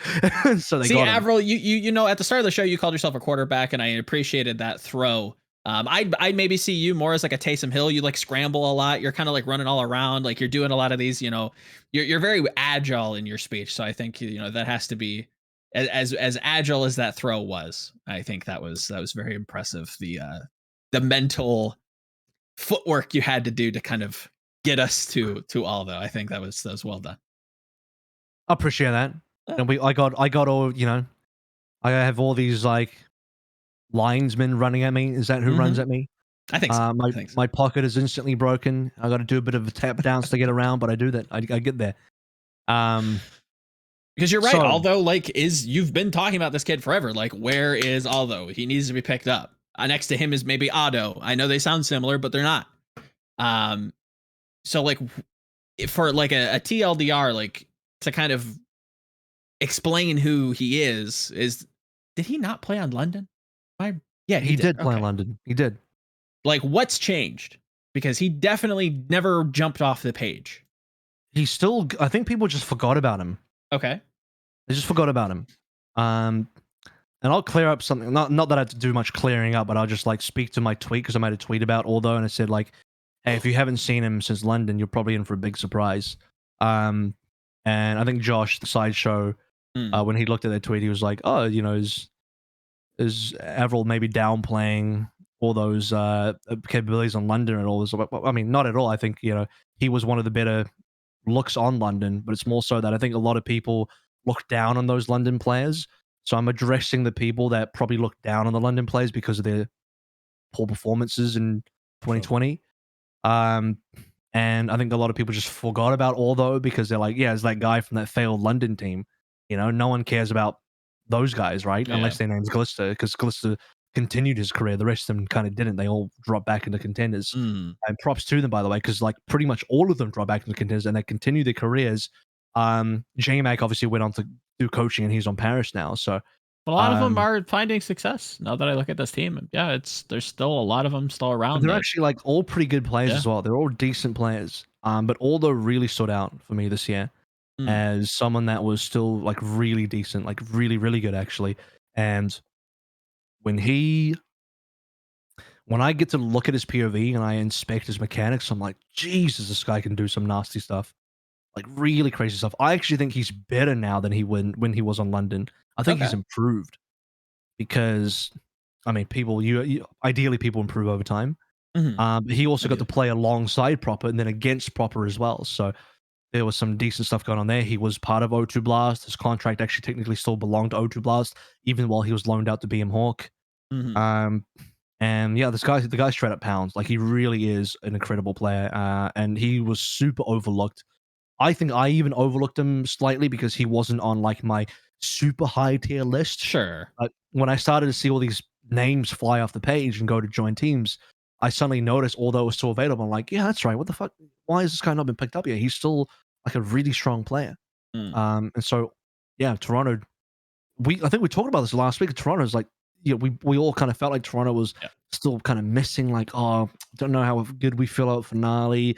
Is this team kind of, you know, is it derailing a little bit here? You know, is it losing steam? Started strong. Oh, yeah, you got the Twilight in there. Oh, yeah, kept Yiska in there. Oh, looking pretty good. Chorong's a top rookie as well. You probably paid too much, but you're still a top rookie, you know, all that kind of good stuff. But now, I think with all those joining the roster, it's like, actually, we're back on the rails. We're back. Oh, that train is moving along full steam currently because I don't know how good Finale is going to work out for the team, but I can see although Yiska as a duo being phenomenal. Yeah, it seems like that's, and it's strange. And you can correct me if I'm wrong, but looking through some of these games as you were talking, it looked like Aldo was more of like a flex tracer, somebody who can play a little bit of projectile. All flexes are basically tracers now as well. You're expected to have a tracer. Yes, it's demanded to be. Yes, it's now demand. It's now part of the hero pool. But his tracer is phenomenal. His tracer mechanics are really tasty. And then he's got the rest of the projectile normal flex picks as well. Which is fantastic because it seems like Finale, if again my memory serves me, did have some substitution questions when it came to UA and their Contenders run. So to your point, it's an interesting take on the 3 DPS model because it feels like most teams are going for like a dedicated hit scan, whereas Finale seems a little bit more projectile focused. And I think when you look at the roster as well, all three of them play Tracer, right? Mm-hmm. My personal take is that I think all those Tracers should be the best one of the three. Probably. I think so. I never Because really when rated Hisu all that high, but yeah, well, I he don't. played it, but Yeah, I think I still see Hisu as more of like a hard hit scan with a Sombra. yep, exactly. But all those Tracer is like it makes me feel some type of way. You know, Okay. it's got that very special sheen to it that like a mark of a really elite Tracer has, and I'm like, ooh, there's something special going on here. You know, when I'm looking at raw mechanics, when I'm just simply looking at raw mechanics, how he moves, how he aims, how he manages cooldowns, how he just does the good stuff, I'm seeing something special in there. You know, I'm not seeing like a guy that can just get the job done. No, I'm seeing like a true master at his craft. Like it's actually phenomenal. Okay. So, I think he will be the Tracer player on the team. I think so. Seems like it. Seems likely. I know Eric, kind of our behind the scenes producer, did mention that it seems like the messaging was that Toronto's pretty much done for 2022. Do we kind of want to talk about like the roster as a whole? I mean, Maybe how we feel about it? Give me like one thing guess I can say. Yeah, is, go ahead. You know who would have been a good Tracer for this team? Striker. Leave. Freaking Yaki, my friends. Oh, okay. Yeah. Yeah. And I think that was very likely to be an agent that they were interested in. And Okay. I think, like, generally speaking, if you like look at that roster, right? Mm. And put Yaki in there, how different do you feel about it? Very different. Instead of who? Instead of Aldo? Aldo. I think. Yeah. Is it? I mean, I feel great. I feel great about it, but like, I feel like I'm one of the few people that really knows all those capabilities from having watched him. I don't feel worse about having all those instead of Yak. I don't think. To me, that's not a downgrade. Ooh. Is that crazy? Is That's that the crazy? level. That feels really that crazy? is I mean, I'm not sure if it's crazy. It just feels like Yeah. a hot take. Yeah. Maybe it is a hot take. It's a hot take to everyone who hasn't seen the footage I have. Exactly.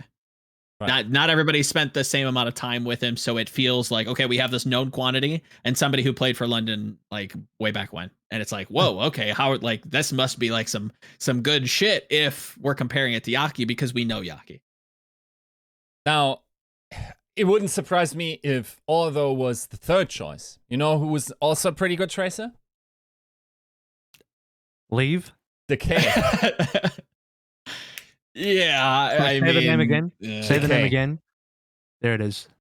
Right? That's for all the audio listeners that are just like, man, Avril just talked over him. I didn't hear what he said. So Decay is who you said. Yeah, that's put some meat to the bone. Both of those players were considered for Toronto during this offseason, right? Like, and like for one reason or another, it didn't work out. And yes, I don't know too much about Aldo, and I'm happy to be surprised. But like, for instance, like think about Yaki being in here. Like there's a solid like runaway connection there, right? Theoretically speaking. Sure, yeah. Like I think there's another connection that he wants to chase, but I understand that you maybe don't want to invite Decay in here. Because like at some point, like if it's like in Glass he wasn't a problem. We know that. Or that's at least what we've been told. Then he has been a problem in Dallas. We know that. That's what we've been told.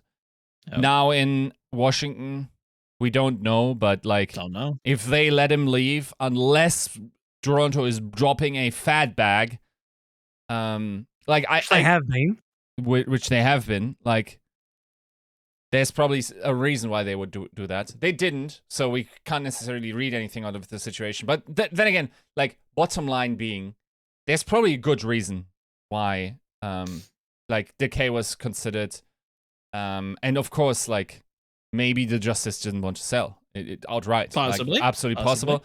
Like you could even say that the messaging of Grant like suggests as much in terms of like saying, okay, let me shut down this rumor. It's not going to happen.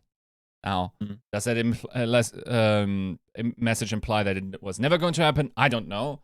And I actually didn't follow up on that particular piece of information and have limited behind the scenes information, right? Bottom line being, I think this team could have been great, and it didn't end up making the cut for me, right?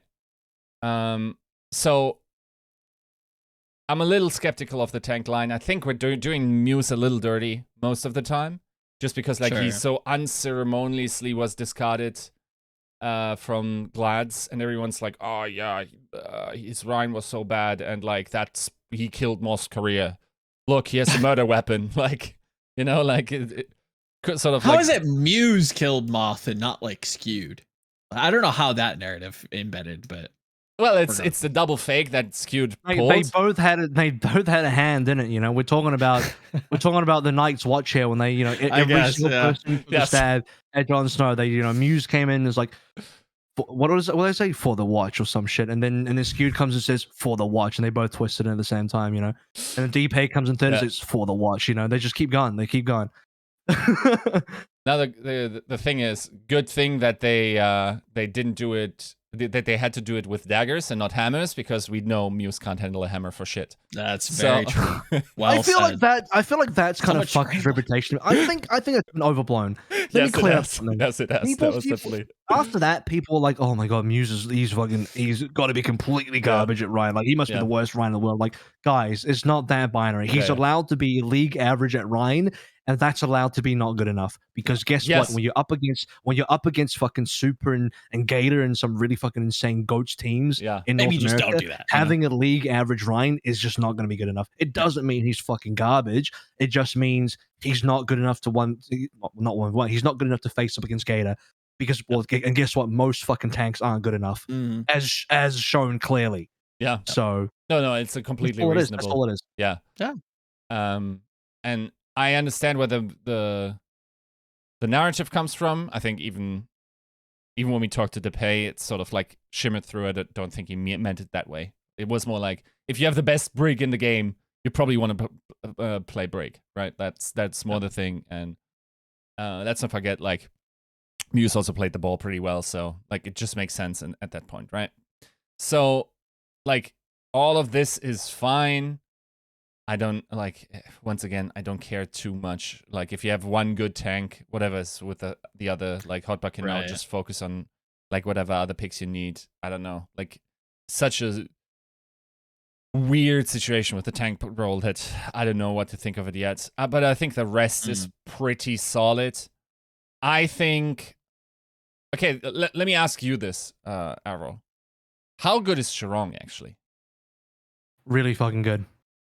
I know we like to make fun of like the price tag that no one knows about. Yeah. But it's like a fun in joke at this stage. People must think it's like $1 million or something. It's actually $5 million. Yeah.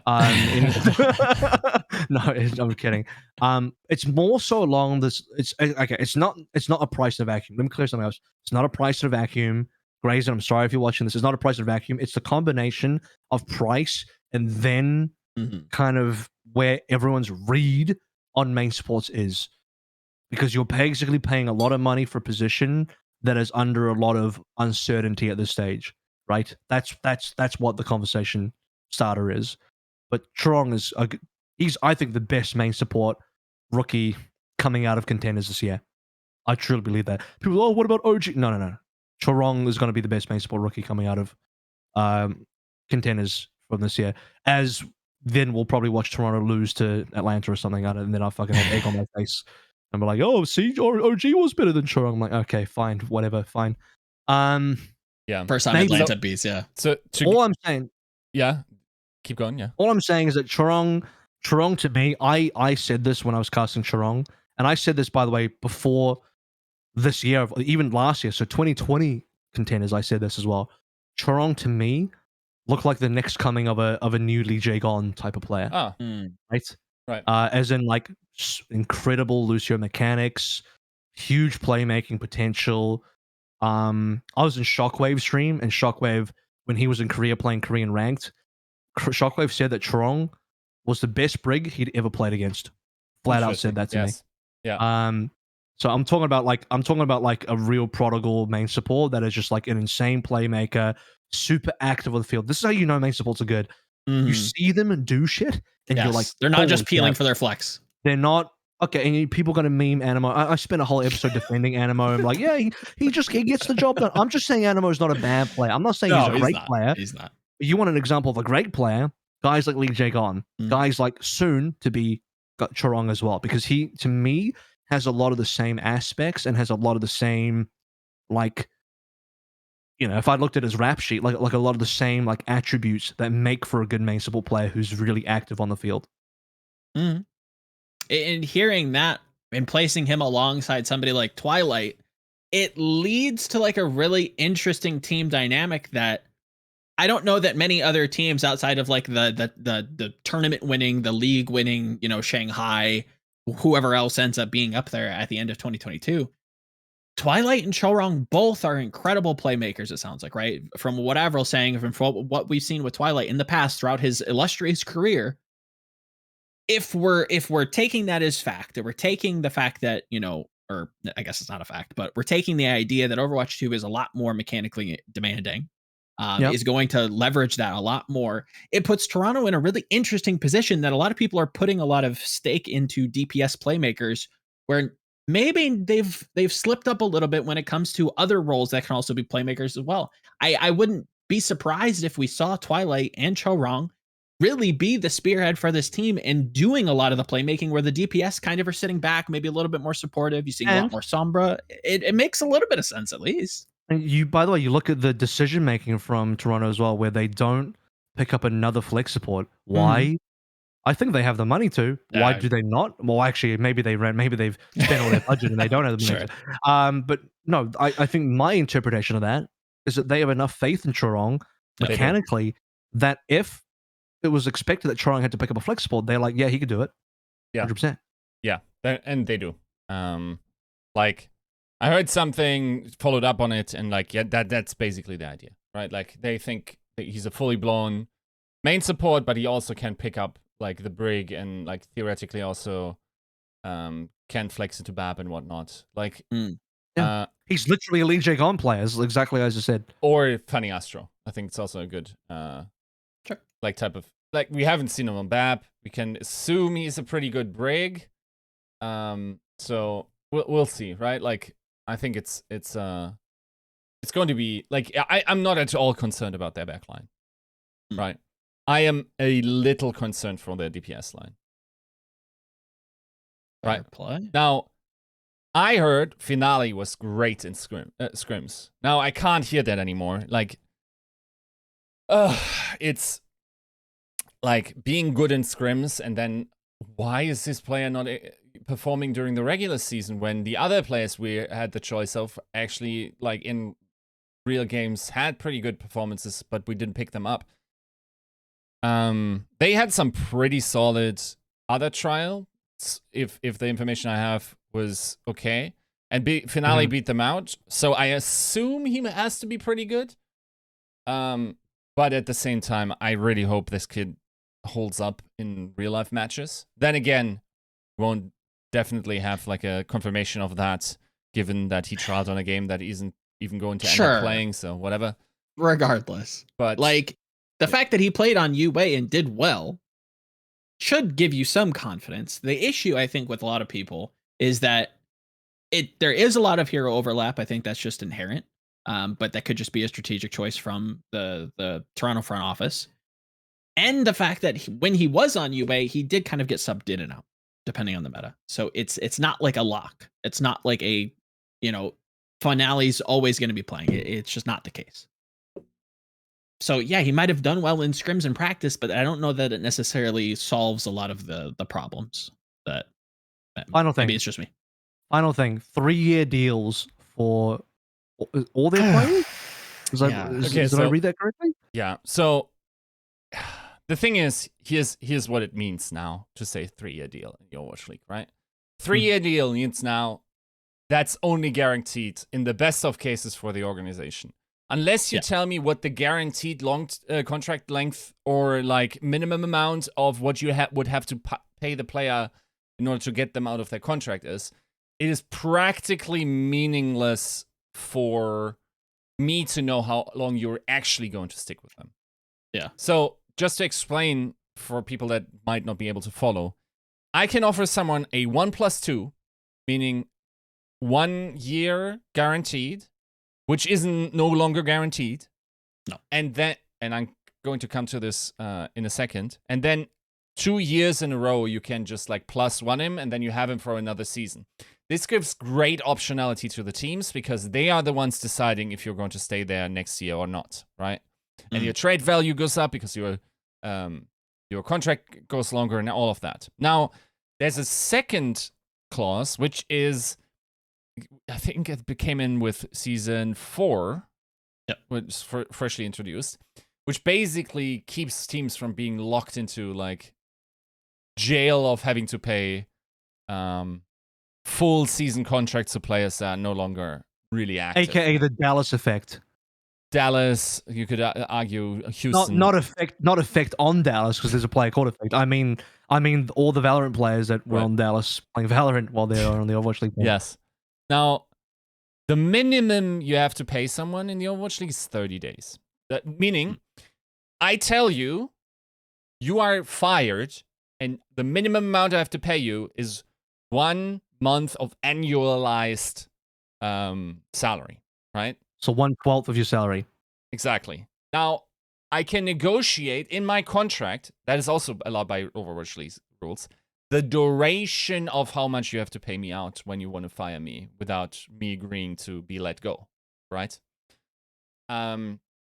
So, and that is undisclosed, and therefore we don't know. So all we know is Toronto has the optionality, if this team pops, to have them around for 3 years. This doesn't actually communicate necessarily that they are definitely going to have like roster stability for the next year, because if they suck, presumably these guys haven't negotiated contract length like 3 years guaranteed salary, and they're most definitely now stuck with each other, right? So the 3-year guarantee Toronto would not have agreed to 3 years if the players negotiated, oh, you have to pay me the 3 years guaranteed. Yes. Zero chance Toronto would agree to that. So we pretty safe to assume it doesn't have that. This entire, I don't know if I can call it a loophole, but that entire situation you're talking about, where any team, no matter how long a player's been signed for, can say, yo, thank you, next 30 days, pay you that money, see you later. Any team can do that. That's exactly what IGC did to the old NA Valiant roster before going to China.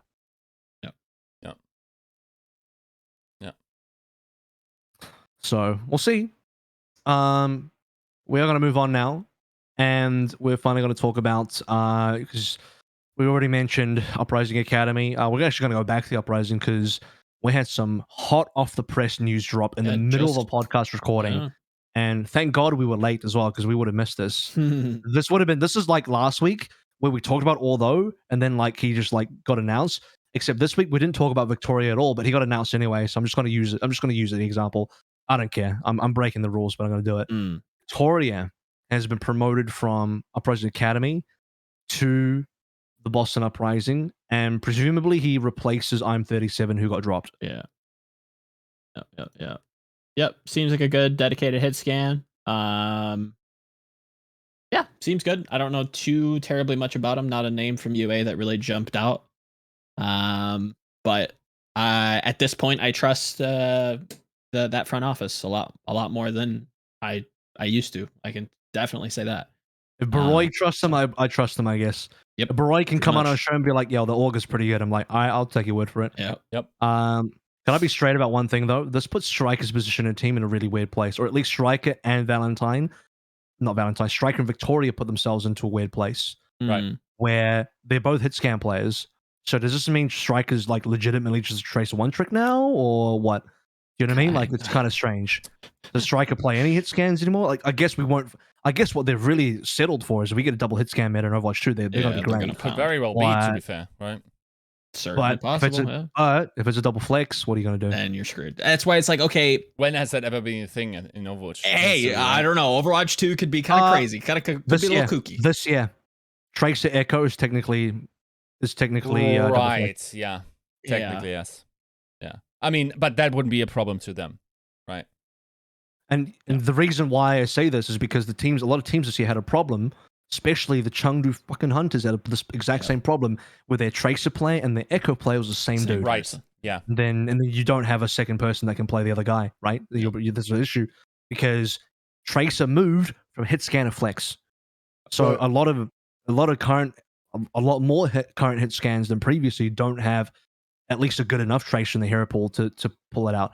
Some do, and if you do have a really good tracer in your hero pool and you're a hit scan, then that's super valuable. Yeah. So I guess maybe that adds to Striker's value a little bit. Yeah. No, for sure. Like I think, like that specific combination wouldn't be a problem here. You just put Valentine on Echo, Striker on Tracer, and you have that covered again, right? But yes, theoretically speaking, like we're getting a new game, it could absolutely be that we have one of the first. Like it's just like not very often that it happened that we had double flex matters, right? Double like we flex ever. Yeah. I feel like it must be like 2016 that we had like a Farah Genji thing or something like weird like that. I don't even remember that. Right. I don't have that one in my. So like it's a much safer bet to go double hit scan and just like speculate that that's going to be a thing. In fact, hit scan was fucking useless this year. Yes. So like hit scan got hard dick this year, and like we had the worst year ever for hit scans. Right. Where I don't know, it's hard. It's super. I think maybe Boston are okay with this decision because Striker's Tracer exists, right? So you can't be screwed by a Tracer Aircrow simply because Striker's Tracer exists, and they can like triply not be screwed. When you have UA to call somebody up, if there is some sort of weird, meta that you haven't expected, like you can bring them up to 2-way and just let them play. I mean, anyone can bring anybody up on a 30-day contract, so it's not an issue. Yeah, I mean but like, at least I don't know. I mean, just like okay, so you're playing Tracer Ashe, easy Striker Victoria. You're playing Tracer Echo, Striker Valentine, right? Like you're playing Tracer Ashe or Echo. Ashe Echo was a legitimate comp as well, yeah. Right, that could be the case. Then you're probably playing Victoria Valentine, right? Yeah. So you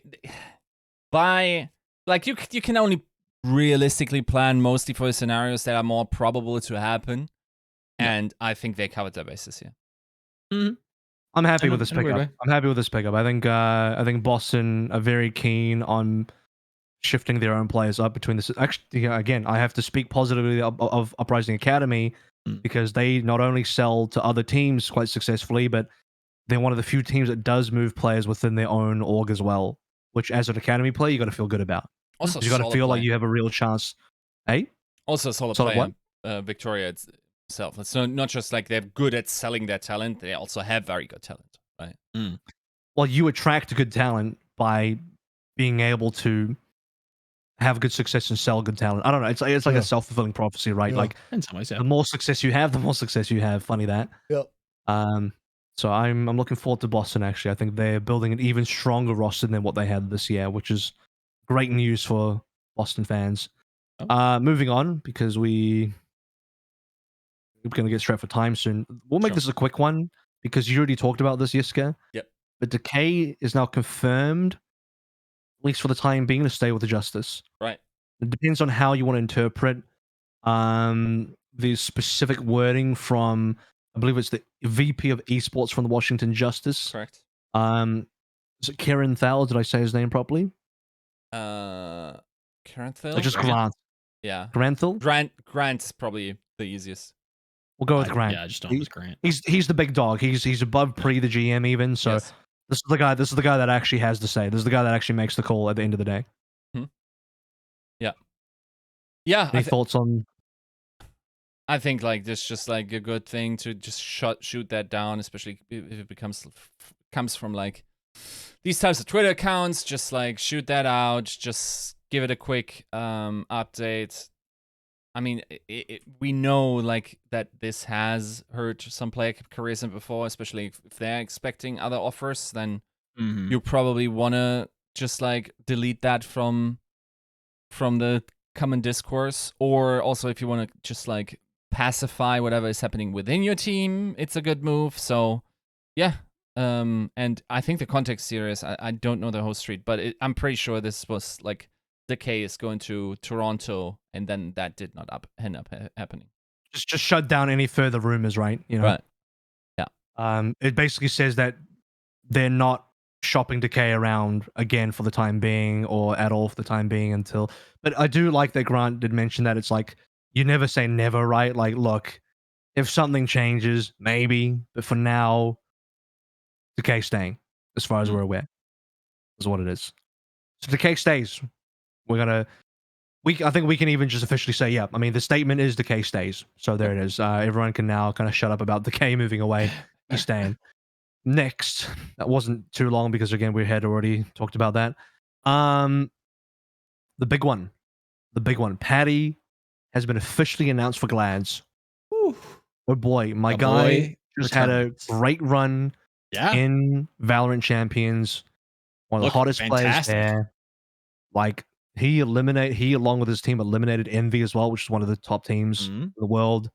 And one of the last hopes of NA as well. So yeah, I mean, for a minor region to eliminate a team from NA that's no small feat, and Patty is at the forefront of that. And I think when you look at his interactions with the other Valorant players there, they all have really high praise and respect for him as a player.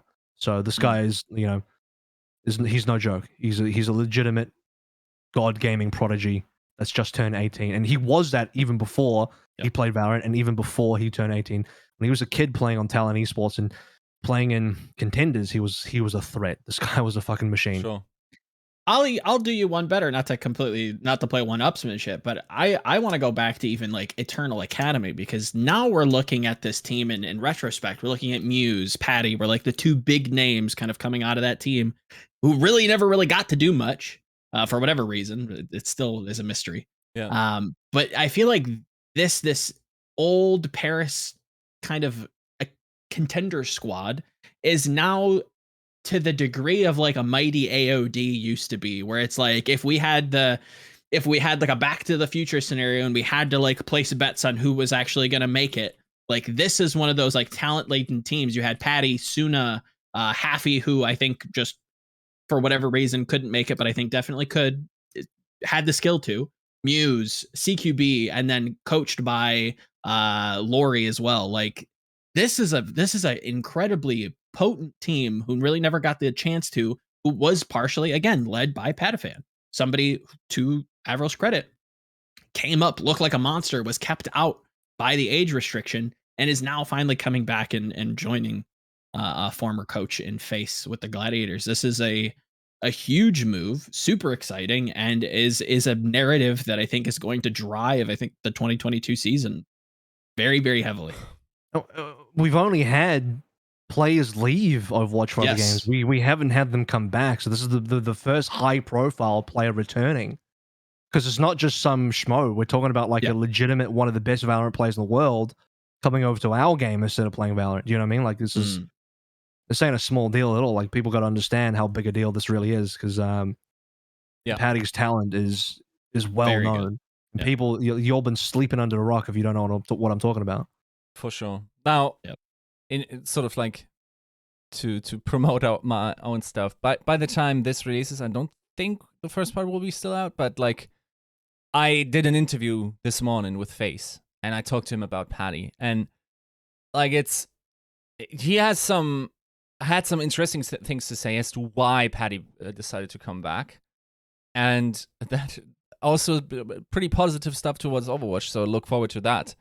But yeah, I think generally speaking, like that's you can't really discredit that, and it is possibly the best time ever to come back, right? Like this game is becoming everyone has to hard grind into the no once again, and like he comes in with like a fresh pair of eyes and also like genuine excitement for this game. So we'll see. Like I think I'm pretty excited to see him. I think like he will be one of the better performers. He's also surrounded by a nutty DPS pool, right? Like with Ant and Kevster around him. I don't know, man. Like there's a theory that he could okay, hot take.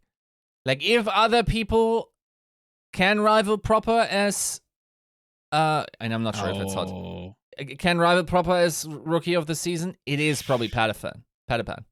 Maybe just from narrative, but I don't know about that one, Chief. I was literally going to make a comment on that because I did see somebody on Reddit trying to like, you know, cipher through like the noise and find the signal, because it does seem like Patty is like at that same level, but in a weird way, it's like not close, right?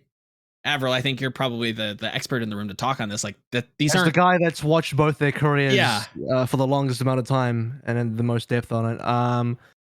Look, I think if you're wanting to compare players at their peaks, maybe, but then even then, like Proper's peak is unbelievable because he's doing it now, and whoever's peaking now will always be better than people that peaked before, because the game has always evolved and players are always improved, and the competition's always evolved as well. So the competition's been improving throughout the years. So peaking, whatever player's peaking at the present time is always better than the guy that was doing it in the past. That's number one. Number two, Proper's what he brings to the table. Again, I made this comparison. I don't make it lightly. I've only seen one other Overwatch player in the entire lifespan of the game, and that's Leave. There's only two players that can do what those guys do, and it's Proper and Leave, right? Yes. I make that comparison to a player that's never even been in the Overwatch League yet. So, again, I don't make that comparison lightly. I'm not the guy. You will never see me. Yo, this guy is the fucking blah blah blah Leave, and that guy's the blah blah blah Leave. I'm seeing some comments like that now. I'm like, no, bro. There's one Leave, and there's the only other player that I can see anywhere close in the same vicinity is Proper. And you can just shut up about any other player. There's no X and Y. Is this Leave's like no. There's one Leave. That's it. So, you know, real Slim Shady, please stand up kind of feel. You know what I'm saying? So let's do this then. Other imitators out there. Yeah. So to me, Proper is like boom. He's also been playing the whole time. And Patiphan has been in Valorant. Right. I love Patty. At his peak, he was a great player, but Patty got a lot of catch up to do. That's what I'm saying. I think like from now, which is the only insight that matters really. I think you're completely right. Like you should consider Proper to be the more likely rookie of the year candidate. But if you're listening to this podcast and you're currently on your browser, please timestamp, put it in your little bookmarks. You messed up your bookmarks anyway. We know you're hoarding your bookmarks. Like but like try to remind us, like let's say first week of October, something like this, and see like who. Like how that turned out and how far off we were in terms of I think at least like I'll level with you. It probably might feel like the Pelican situation no one cares enough to do that. Unfortunately, no one cares enough to do that. Oh, he's taunting them. That's the reverse psychology. Very smart. I'll level with you, Yiska. Shh. I think Patty will be on the ballot, but he earns the Fearless Award. Great player, is voted for MVP way higher because of the narrative that this is like some crazy prodigal son returning home to the game. Right. Like, is good. Fearless was great this season, right? Nobody's going to argue that. But was he MVP caliber? No, obviously not. Yeah, no, I don't hate that. Once again, like if I had like gun to my head, someone had to ask me like who's going to be rookie of the year, I'm of course picking of course. Proper every time. It's probably like a like over 50% chance, which is not considering the amount of rookies that are coming in, but like that fruit, that fruit is hanging so far to the ground. The tree branch is at fucking 90 degrees and it's actually touching the floor. Like, okay, so if you are currently making the bookmark and actually you're listening to this back, could you please frame the Reddit thread when I'm eventually vindicated and just say like Yiska knew it all along and was fighting very hard for it? That's got to be some sort of. What are you fighting hard for? This is brigading. We're gonna get banned. Like, I'm just saying, like in the thread, he just wants to be right. So okay, here's the clip. Here's the clip. Just clip this. Put a little streamable link. Patiphan is going to be the rookie of the year. Fuck Proper. That's all you get. Okay. Really? Just clip that and then put me in the thread, and then we can just like pretend I was cocksure the entire time. You're like the guy that looks like betting odds. You're like, oh, bro, this team that's got like no chance to win, I'm betting on them because like, damn, the payout's fucking insane. You know what I'm saying? Like that's where you're at right now. I respect the hustle because those are good odds, but shit, man, like I'll leave it at that. I respect the hustle, 100%. But no, I don't. No one should take that as me thinking Patty's not a good player. I think he'll be a decent player. I just think like comparing him to someone that's like currently one of the top players in the game, in my opinion, and has been playing the game the whole time and has been playing the game at the highest level the whole time. Because I'm gonna be real, Contenders Korea, some of those teams absolutely destroy Overwatch League teams. It's not even funny. So when I say top level, I'm not joking. It really is. Yeah, this guy, he's on point. Proper's on. He's in practice on point, and very likely to succeed. And we already saw that success with Pelican. Literally his fucking DPS duo. Now you get to see the other side of that coin. Yep. So, Patty aside, did anyone have any other thoughts on Patty? I think we're kind of done on Patty now. No, excited to see him come back. I think it's a great sign for Overwatch. And yeah. I think the only other thing I'll say is it's a great strategic choice for him because people asking like, oh yeah, does he not get enough opportunities in Valorant? Is he not getting paid well enough? It's like, well, he plays in a minor region in Valorant. He's not going to get paid well unless he's on one of the top orgs. And I mean, with COVID and everything, it's I don't know how many teams would be willing to ship people over. Maybe they would have shipped him over, maybe they don't. But what he does have is he has a guaranteed deal with the LA Gladiators, who, by the way, are now under this whole Guard brand. And you know who just came out with a new Valorant team? The fucking Guard. True. So let's say that Patiphan has a career with the Gladiators and he wants to go back to Valorant. Boom, he's already in NA. He's already got a contact to a team right there. And even if he doesn't get that, he can now start trying for NA Valorant teams and go from there and go kind of pick up right where he left off. Because I think those guys, those teams, I don't see his stock dropping that much unless he somehow hardcore flunks in Overwatch. But even then, fuck it. The guy, you probably just trust the guy still good at Valorant. I think it's a great strategic move for Patiphan. Like, there's almost no loss here. There's almost nothing to lose. Can we just like speculate on like a weird Overwatch Valorant hybrid super team would be for like the Guard? Like, can we just get like Corey and Patty and Saya Player and like all these like crazy names that have moved over and like just put them on Guard just to like really see how like this game shapes up with the rest of them? I think that'd be kind of fun. So FaZe, but minus Marved and who was the other non? Oh, it was just Marved. Yeah, so minus Marved. No, they had 4 Overwatch players in Marv. I remember that. So you want that, okay? But just like with other players. Okay. We're gonna talk about now. Who are we gonna talk about next? We're gonna move this along because we're starting to get to the time limit now that I've said we're not doing a 3-hour episode. It's not gonna happen. No, unless you want to talk about innovation and Molly for another hour. So we'll do innovation. Innovation and Becky have been confirmed for Valiant. Probably not a long discussion because we talked about Valiant so much in the past, and we've even speculated on Innovation and Becky, but now they've been confirmed next to Dia. How do we feel about this 3 DPS lineup? Innovation, Becky, Dia. It's not bad. It takes. My it's Valiant tech is getting better, isn't it? It is. Yeah, it's not horrible. It'll be nice to see a competitive team, and it seems like that's how they're shaping up. Led by somebody who has an immense track record of success and again has worked with these players. I think that's also important to say. Yeah, Valiant might not be trash. Good. I'm happy. Like, they also might not be not last place, but if they are last place, they'll be in last place but not trash. Exactly. And I think that's fine. Position on it. Who looks I asked this on Twitter. Who looks to you like the worst team in the Overwatch League at the moment? Are you going to give me some options, or I mean, is it just open? Out of all of them, like, do you think? I mean, it's so hard because there's like some that just haven't done anything. I think the teams that have done the least amount of work, and haven't had. When I say least amount of work, I don't mean effort. I mean like changes, while also not having great results from last season, are the most at-risk teams, and those teams are London and Paris. They're the most at-risk teams. And even then, you got to give. I'll throw Paris a bone. They picked up Poco, but I haven't seen Poco for a year, so I'll hold judgment there as well. Like Glister, I'll hold positive and negative. Okay, they do have Glister, so maybe some hopium there. Wait, who London, did they pick up? Glister and Poco. Not Poco. Pistola. Oh, London picked up Poco. London. Yeah. Yeah. Sorry, I was like, yeah, the French guy went to the French team. I mean, it makes sense. It's so hard not an easy mistake to make, yeah, for sure. Understandable. Okay, so Glister went to Paris, Poker went to London. Yeah.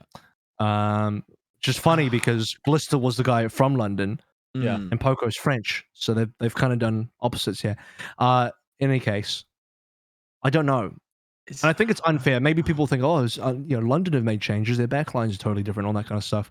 But I don't know their backline well, right? And that's hey, that's on me. I didn't watch enough EU contenders because I'm already watching 3 contenders regions, and True.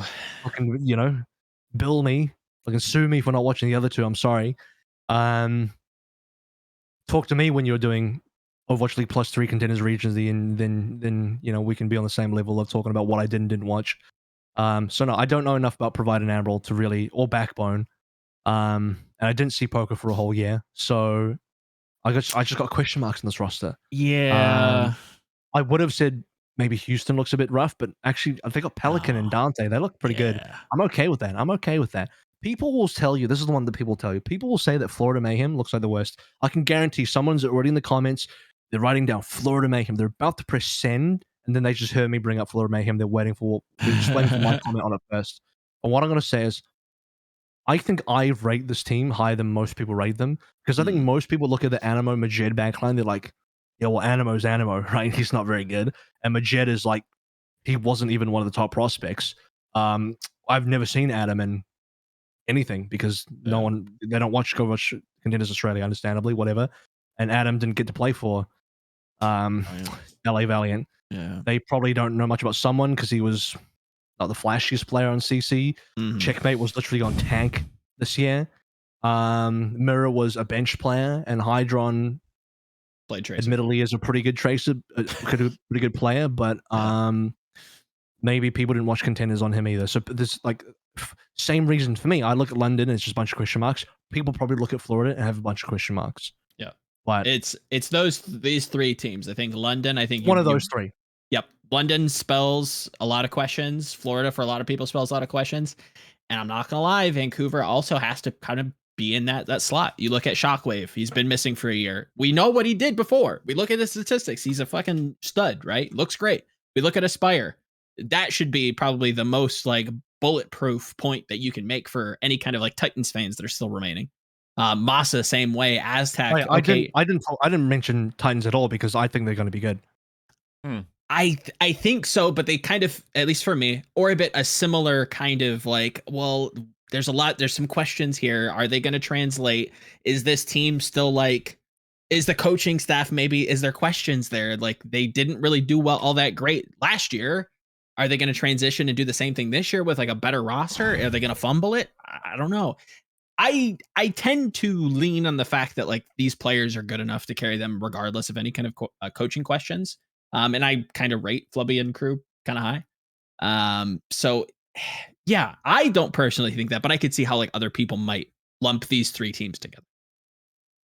Can I also comment that Vancouver and Florida are distinct opposites for me in very various aspects. Why? Because as that person is definitely pressed send now, as they say, Florida Mayhem, because I didn't really justify the team, I'll be honest. So that's true. But let me do a little bit now. The reason why I have some faith in Florida is because of Gumba. Because he's got a proven track record of building teams that look average on paper and turning them into reasonable teams, competitive teams that will put up results. Some results. I'm not saying they're winning the league, but they're not going to be fucking garbage. Is what Gumba's doesn't make garbage teams. He makes, at minimum, just reasonable teams. Is what I'm saying. Yeah. So and 2 Australian, Vancouver's the opposite. 2 Aussie teams good, rest garbage. 2 Aussie teams. What do you mean? What do you mean? Team What's with 2 Aussies is good. Rest is garbage in the bottom. So this is why they're the opposite of Vancouver Titans, because I don't have any faith in the Titans coaching staff, but I think they have better players on paper. Mhm. We're talking about Aspire, Shockwave, False, Aztec, Master. Okay, say what you want about Aztec, but I've seen this guy pop off in Contenders, which is also another cursed comment. He was good in Contenders is about as cursed as he did well in trials. He popped up in trials, right? It's about on the same level. Fuck it, I'll say I've seen this guy play at his peak. I know what it looks like when he's at his peak. I don't know if he's going to reach his peak on Titans, but I've at least seen it. Whereas most people probably haven't seen it. So they were much lower on Aztec. So even if you remove Aztec, Shockwave, Aspire, False Master, like it's a fucking winning combo. So they got stronger players on paper, but a coaching staff that is just like, I don't know, man. I've not a good track record on them from my perspective. And the complete opposite on Mayhem, where on paper it looks like their players aren't that good. But then you got Gumba, who's super fucking proven. Agreed. Yeah, I can see that kind of dichotomy, kind of splitting them up. Yep. Makes a lot of sense. Okay. Right. We just still didn't comment hugely on the Valiant because Yiska derailed us. So I'm just going to say that they look I don't think this team has. Okay, let me think about what they miss. Looking at Becky's hero pool a little bit. Well, I think he's a good enough projectile player and a flex player because Innovation's hero pool is weird.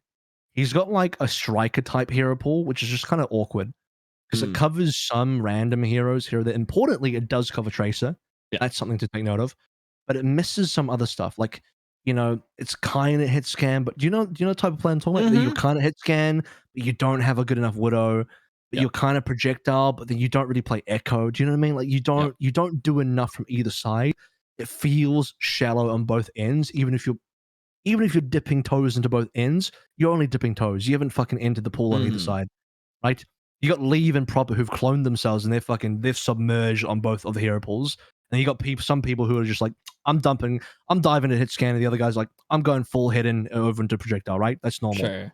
And then you got guys like Striker Innovation who've got toes dipped in both sides, and it doesn't feel deep enough. And that's my kind of description of Innovation. Which means that Becky's going to have to pull up a lot of the... In fact, he's going to have to pull up all of the responsibility for projectile because D is not going to do that. D is he's the hit scan guy. Yeah. But D has also got a Tracer, which is nice. It feels kind of similar to what we were talking about with Toronto, where it's like, if you get the double hit scan, like you're primo, you're set. Like if you get like Tracer Ash, Tracer Widow, anything that really allows D Innovation to be like basically starting. Yeah. And that's no shade to Becky. It's just something, it's pure ignorance. Like I just don't know too much about him. I can't really grade him effectively. He's good. He's good. He Gurio. He and Gurio, they were a good duo, but their team just wasn't good as a team because the other players weren't great. So it's hard. It's like, do they get held back? Like, would they be like phenomenally better on a new team? It's so hard to say. And I hold Gurio in the same aspect where like I saw some good stuff. But I don't see either of them go full nutty mode like I saw Although, because here's the difference is Although was on a pretty average team, but I've seen Although go full sicko mode, and that's the difference. Is like, at that point I'm like, okay, well this guy's clearly just being held back by his team because this guy's a fucking freak, and his team just lets him down. Like that's a different story. I got Becky could be good. He was him and Guerrero kind of were the redeeming parts of that Jisoo Busan team. And they both been picked up. I think they're both good enough to be in the Overwatch League. Like, are they above league average? Yeah, probably, yeah. So that's all I got on that. He's just got a lot of responsibility because he's the only projectile. He's got a lot of responsibility. 100%. And again, you trust No Hill. I won't question that. Remains to be seen. Yep. He's a coach I trust. Okay, let's move on to... You want to hear my one hot take on this topic of the Valiant? What's that?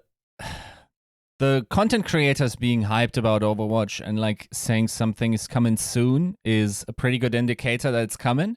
But the fact that the Valiant actually the fact that the Valiant actually signed contracts and now have to start paying players, even though they don't necessarily have to until in a week, also is a pretty good indicator that we're getting Overwatch because those guys you can expect to hold it out until the absolute maximum, right? Yeah, when IGC is spending money on their roster, something must be going right. Okay, fair enough. Last final player. and we're talking about this one for 47 minutes now, if possible, is Molly being rumored to go to the Charge. Rumored. My So, God. to be fair, So- Halo's been pretty spot on. So you know, Yeah, I think I trust most of these rumors at this stage. So, Overwatch League champion Develop goes to Guangzhou Charge. Overwatch League champion Molly goes to Guangzhou Charge. Overwatch League champion, who are you still there? But Molly's been. And by the way, Molly was the last and only Chinese player on that roster. So now it's full Korean for sure. Molly's going to be replacing Kareev, who's going to military service. Can you say it, Joe? I am high. I like the move. I'm definitely high on Molly. Always have been. Back in the days where he was playing Tracer for LG Woohyal. Shout outs. Kenobi, I know you're probably the only one that gets that. Oh, AVRL, you might. That's not to overlook your stay. Yeah, I mean, I won't claim to know too much of what Unique has been doing up until recently, but is a name that has stood the test of time since Apex, and Ollie is good. Is genuinely like a good flex. So this backline, at least one half of it, I can comment on as being genuinely solid and a good replacement, I think. That would round out and finish their roster. I think Charge are the type of team that will not overspend on a roster. I think 7 is about correct for a team like this. I think if you want to be very safe, you go 8, but I think they're going to stop at 7. That's my gut feeling for the Charge. So the Charge is now Eileen, Choi Se-hwan Develop for the DPSs, Rio Krong for the tanks, Unique and Molly for the supports. That, by the way, doubles the amount of Chinese players on this team from 1 to 2. To 2. Eileen and Molly. Molly is he's got experience. He's got a lot of experience with Korean players, so actually he's probably going to be a good fit. Super overlooked, underrated player because he got benched for pretty much the whole season. People don't think much of him, but I think he was one of the better players on Chengdu Hunters last year before he joined the Shanghai Dragons. So when he was active and starting, I felt like he was good. But I mean, when you're competing against Izayaki on your team, I mean, bro, like no one's no one's starting over Izayaki on that team. Let's be straight, you know. And it's hard to. You're not gonna look good next to Izayaki when that guy is so fucking phenomenal. Like no one's gonna look good. So, understandable that Molly probably in most people's minds has low stocks, but I think he's got a big chance of surprising people. Big chance. Agreed. And you go down that list, and it's like, yeah, bro, this team like should be good. Like it's not a bad team. Like I don't know if they're gonna like shoot up the APAC rankings, but like Eileen's never done me dirty. Develop looked promising. Choi Se-hwan, I think, like suffered at the hands of this team last year, who went through some internal stuff that is public. Krong, I think, has some questions to answer when it comes to like his hero pool, but has looked impressive in the past. Rio, I think, is just like this workhorse that is fine. Isn't going to leap off the page 100%. I get the eyebrow, but he is probably league average, right? Let's face it. Rio is probably your league average main yes, tank, yeah. I would say him in like Marvel, right? And I have opinions on Marvel, but like that's like the line. I don't think this is a bad team personally. I don't know. I think it comes down to like, does this team have consistent leadership so that they don't just have dumpster fires all season again? Who's worse in APAC? Maybe the Spark. This team? Then worse than this Maybe team. the Spark. Oh, interesting. Oh, Joe, okay. I was like, I'm going to pin this fence-sitting asshole. But he gave me some spice. Okay. No, I listen. when you fumble the season that you had last year with that team, I'm sorry. I have given you all the chances in the world. You're likely to probably be last, if not the Valiant. Right? Like, or it could be New York. We don't know what Philly looks like. Those remain to be seen. I trust those teams a whole lot more than I trust the Spark at the moment. Again, I'm very gun shy with anything Spark related after last year. Interesting. Whose coaching staff do I trust more? Do I trust Changun? Yeah. To be fair, I mean, I haven't seen enough of Mira. Mira's team was GC Busan actually, and their team just. But then again, it's hard. Is it because Mira wasn't good? Was it because his roster's like skill level just wasn't good outside of the DPS? So it's hard for me to rate Miro. But looking over towards Ultra Charge, I think Sungwoo's reasonable. I think Sungwoo's got a decent record. I mean, he was with the Charge when they were successful. He was with the Charge when they won the fucking title. You know what I'm saying? Like, this guy's also been with Krong his entire career. Krong and Sungwoo have been ride or die like the entire time in Overwatch, pretty much. Outside of Sungwoo's extremely brief stint on the LA Valiant, but and I think we look back fondly on Krong because when they won that title, man, Krong was a monster. Oh, his we Sigma? know his like peak is up there. We know his like, you know, when he was popping off, like how good he can be. But so you do have to not get too caught up in the whole rose tinted glasses thing, you know, which I got to be careful as well. Do I dare say that Hangzhou Spark on paper still looks better? First of all, Shy is like a fucking god tier hit scan. Like, 100%. Oh my god, he is still so good. I think Gushui is better than Rio, without a doubt. Alpha Yi is a fucking lunatic as well, actually. Absolute stud. And I think Burnout is a question. Sure. Liga could still be really good. Yeah, I think like on paper, I like the Spark individuals better, but I like Sungwoo better than Chang'un. So we got another Florida versus Vancouver situation here for me. Yeah,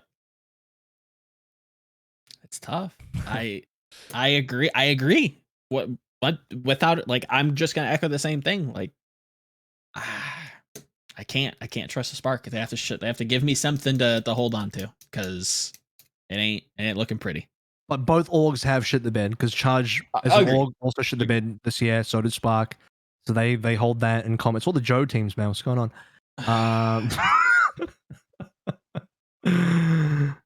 Okay. Any other thoughts on Molly to Charge? Actually, what do you think this means for Shanghai? Does this mean they just want to bank on Iziaki and Lee Jae-gon and just say screw it, no other players, or they're gonna, or because, and I bring this up only because they have replaced players that left before. Yeah. Right, DM goes, Develop comes in, Erster goes, Who Are You comes in, right? Yep. So they have replaced bench players before, like, and those were full DM Erster were full. What a waste of a bench, but also what a stacked bench. They basically full replaced their bench, even though, like, what percentage chance were they ever gonna play? Yeah. Outside of the pity games, the pity maps that they were given when Shanghai were feasting on really shit teams like Valiant, you know?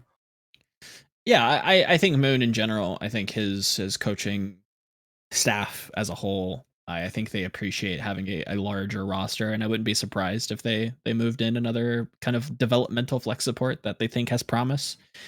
You know, allows them to scrim, and maybe they get a game or two, or maybe they find use next to Iziaki in some sort of weird flex meta. But yeah, I wouldn't be shocked if they added another one.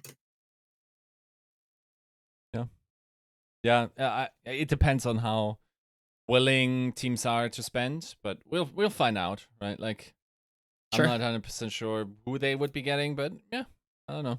I don't think they necessarily have to anyway. They would have to kind of find a bit of a diamond in the rough, and I'm about to make a pun because Quasit on Team Diamond G Super-san is maybe a type of player that you could look at as developmental. Is he 8? He's actually 20.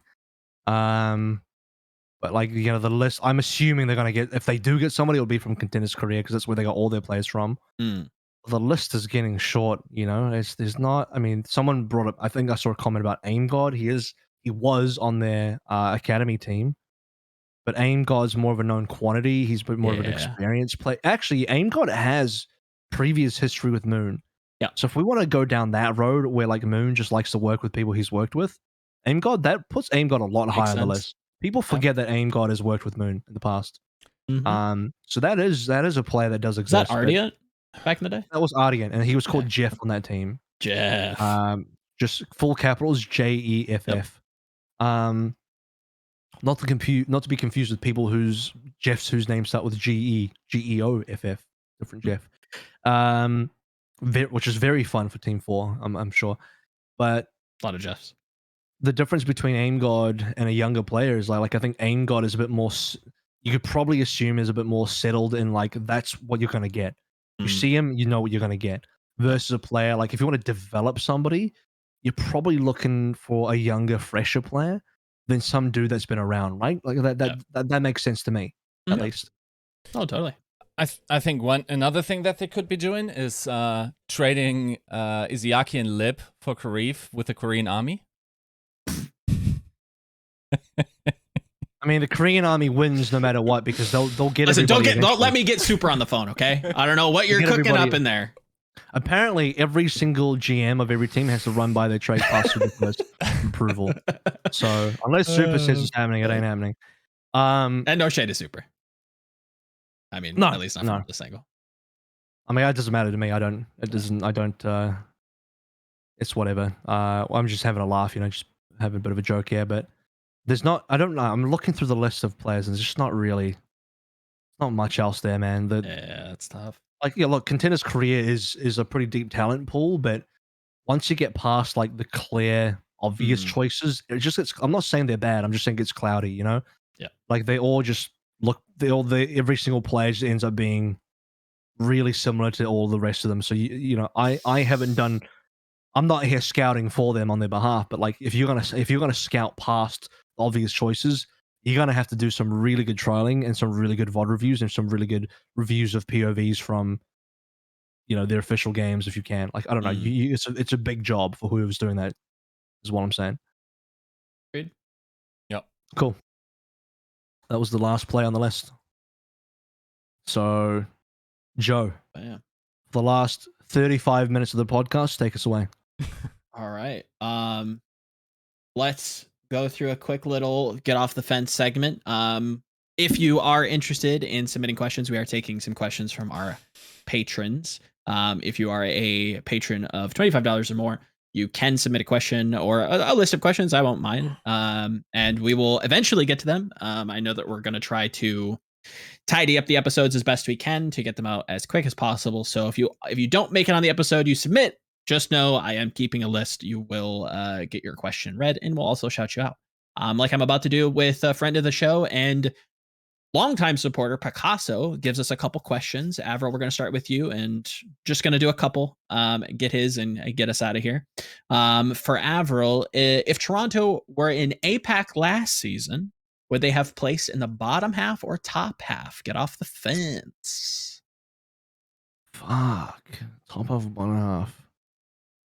I feel like you only have to get past the two Joe teams and Valiant to be top half, yeah. And then, well, that's 3 out of 4 teams. You'd have to get past one more team. NYXL. I guess I was going to say probably would have to be NYXL because Chengdu was one of the better teams. Shanghai was the best team. Seoul and Philly were competitive and both had a shot at playoffs. So it's Valiant, Spark, Charge, and New York. So to be in the top half, you would it would be 9 teams, wouldn't it? So so let's just say you were in the middle then, because we'll just say you have to be in the middle because you have to be better than 4 teams, but potentially worse than 4 teams. Would Toronto have been ranked 5th out of 9th at minimum? Here's one really good part that I think people need to remember is you have a full Korean team. I say full Korean team. Well, according to the Discord, it's a full Korean team who would have been playing out of Korea, which would have helped. I know that one was going to get Yiska laughing, so that's why I said it. So you got that going for you, which I think is already a great start. Roster quality and just general. It's a tough one. I think they would have been better than Valiant. I think they would have been likely to have been better than Charge for most of the season. Charge did have a bit of a resurgence. Spark had the opposite trajectory. Spark started stronger when they had Cheyenne, but then got shit. So I guess we're assuming we're talking about end of the season. To me, it's not about those Joe teams. To me, it's about the NYXL. Do I think they could have been better than NYXL, which is still 1v1 here? And I'm actually going to say that NYXL had some really good progress at the end of the season. And it's too hard to speculate how much the Korea buff would have helped Toronto Defiant by playing out of Korea. I think the safe answer for me would be to say that New York would have still been better than Toronto, just based on what I was seeing out of New York towards the end. Okay. It almost felt like New York got a little bit robbed from APAC play-ins just because their earlier results from the season kind of ruined their standings to make it into the playoffs, but they actually had power level wise had improved a lot. Mm. And if I'm looking at teams, because I'm gonna put some rules down, I'm gonna draw some lines in the sand. Like when is Toronto? To me, the win has to happen at the end of the season. So I'll say they'd be one below New York. So Okay. no, they'd be in the bottom half. Sadly. Fair play. Yiska, any comments? Yeah, no, I think New York beats them most of the time. I think, Okay. if anything, New York underperformed anyway. So yeah, on average, I think in that hypothetical, they'd be in the bottom half. Mm. Now, Yiska, gonna jump to you for this next one from Picasso as well.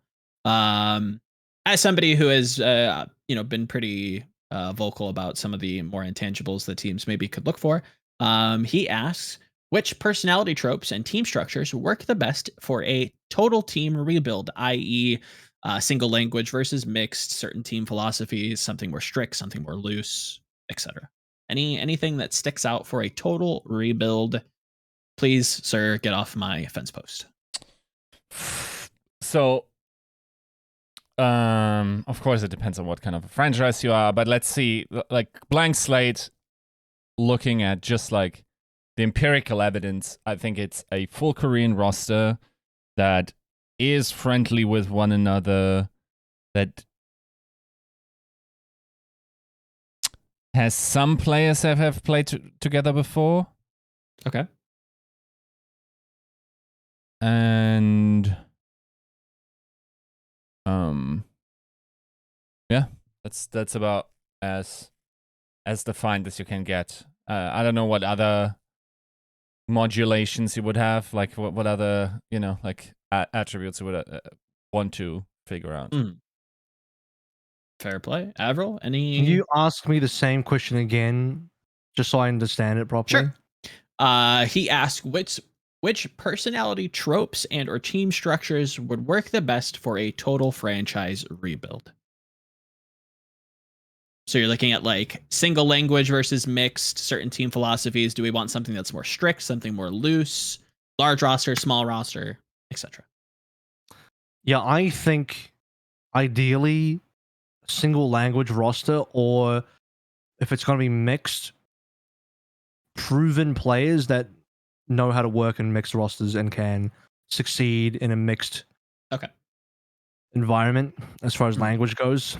Because it extends beyond communication in game. In fact, it's more important out of game. We're talking about players in terms of how they treat each other, how the respect to each other goes, and how they work with each other. Do they like each other? Because that adds to your ability to work with the team. That adds to the trust factor. If you like somebody, you're going to trust them more. You know what I'm saying? So that's all that kind of stuff. Team size, I think you want to keep it mostly lean and only get players that you feel would actually add some sort of tangible value as a bench player. And that they would have to agree to be a bench player. Like, hey, we're signing you as a bench player. This other guy's our starter. But depending on the meta, you could be the starter, or depending on how you work. I think it's important to set expectations like that as well, so you don't have situations where, like, I don't know, people get jealous or upset. People know where they stand. So, fair play. I think you need just strong management in terms of like a direction of like these are the rules for the team in terms of like, this player is in this position and this is why we signed you. This is what we're trying to get out of you, right? You have to be very specific about your motivations and your intentions for why a certain player is actually on your team. I don't know if I answered that question properly, but those are some of the things I said. That came to mind. Fair play. So like 7 players. I think 7 players for 5v5 makes sense. Total sense. I think going beyond 7, you're starting to get into like weird territory, which is why I look at a team like Charge and I'm like 7's fine. 7's good. Yeah, makes sense. Sticking with Alva for a moment. Last one for you. Are official player coaches, the real deal. Is Jake good? How do you feel about Woohyal? Get off the fence. It's a real deal in terms of value. It's Sure. probably not the real deal in terms of like player quality, because when a player has to split their responsibilities, it is fair to assume that they will be worse as players because they're not going to be able to apply the same kind of focus and dedication and time to just being a player, right? Because they have to split their responsibility between playing and coaching. And especially if they're doing more coaching than they're playing, which is where I think Woohyal is going to sit. Whereas Jake, who knows about Jake? Maybe he would have assumed he was going to do more coaching than playing, but he ended up playing more, I think, at one point. So he was playing a lot, actually. He was playing a shitload. But and if you are playing a shitload at that stage, I guess you can be putting yourself mentally back into a player's shoes. If that's if the team's smart, you should probably be doing that. And like, you're doing less coaching and more playing, and you should be thinking and focusing on playing and practicing and all that kind of stuff and being a player rather than being a coach. I think it's great economically because you're covering a lot of bases, and it's a smart thing to do with your budget. Like if I'm a GM, it's a great thing. But also at the same time, I would not expect that player coach to be the best player. Like they should not be starting, because if they're starting, they can't be a fucking coach. So you're more looking at it from like a sub angle, like, oh, maybe you play this hero, but outside of that, you're benched. I would more look at them as an emergency player. I would look at them as an emergency player that if you had to sub in, you would. But I think if you're subbing in your play coach as often as Houston was with Jake, that tells me you're having enough problems that the guy that's meant to be playing the fucking position for some reason can't, and you feel like you have to sub your coach in for it. That's an issue. Makes sense. So it's weird, but like it's weird because the final answer I'm going to give is the ideal situation for a player coach is that player coach never actually plays, which means they're actually just a coach. Which means why even have a player coach? But I guess the why is it's a contingency, not like we plan to play him. Right? There is. Very, very good. Yiska. Do you like Jake? Do you hate Jake? Should we call Super? Bird noises. Go ahead. I think one has to consider that there's inner team competition for roles. If the coach is in a position that another player inhabits, then you will always run into the issue that theoretically a person of authority is also in competition with you. And that seems an inherent... It's not a conflict of interest per se, but like it's a little weird. Like players want to play. Players want to win too. The power dynamic's a little funky. Like players want to play and players want to win, but I think like being a player is an ego-driven exercise, and I think it might feel very bad if you're the benched player behind the coach, because it will always be like, well, he's just like equal with the rest of the coaches, so he can pretty much dictate or has way more leverage in the decision who's going to play eventually than I do. So this feels bad. Right. So yeah, I don't know what. I think if I can avoid it, I'm avoiding it. But it is an effective way to save up salary cost. All right. If your team on a budget, it's a smart thing to do, which Valiant are. Yeah. All right. Last one for Yiska, and we'll skedaddle. Again, thank you, Picasso, for the questions. I think they've been pretty insightful and kind of eye-opening. Yiska, 2A players. We're going to ask you to get off the fence regarding them. Is it a decent practice for situational players, or does it lead to players trapped in Tier 2? What Get does? off the fence. Tier 2 players. Or, I'm sorry, 2A players. 2-way. 2A. Is it a good, say the whole question again? 2A players, is it what? Is it a decent practice for situational players, or does it lead to players trapped in Tier 2? He cites, so, the problem is, like, one has to differentiate between what empirically happened and what could sensibly be done with that rule. I think empirically it is sort of like a trap. It feels like not too many actually ended up being like promoted and like actually being slotted in, and then So also you're- making like a career out of it Sure. afterwards. Mhm. But So you're on wondering if paper- like the execution could have been better. Yeah, on paper it sounds like a good idea, but maybe I'm unaware of dynamics that make it just not a good one in practice. Okay. Avril, how do you feel? I mean, the most successful two-way player of all time to me has to probably be Gator, because he actually just got put up to Atlanta, literally played Sigma for them when in the Sigma meta in the original when Sigma was released, and had some decent success there, and Atlanta played well, or well enough. But to speak to, is it a good practice? That's an example of one good, tier 2 utilization, or rather Mhm. two-way utilization, but there's probably way more where it just doesn't work out that way. I don't know if I disagree with it, but I guess like the problem with two-way is what fundamentally ends up happening is that once your player goes two-way and starts playing for your academy team instead, it's actually less likely for them to come back into the main roster because of two reasons. One, the academy team could start depending on them for success, Mhm. and secondly, like they start moving away from activities with the main team, whether that's practice, reviews, other Sure. things, and they're less associated with the main team. And for the swap to happen, you would need whoever you're replacing to be like mega underperforming, Mm. or like you are so damn good in your academy team that it's clear that you should be playing instead. But then again, the opposite side of that is like, well, if you don't have two-way, do your bench players just chill on the bench and do nothing then?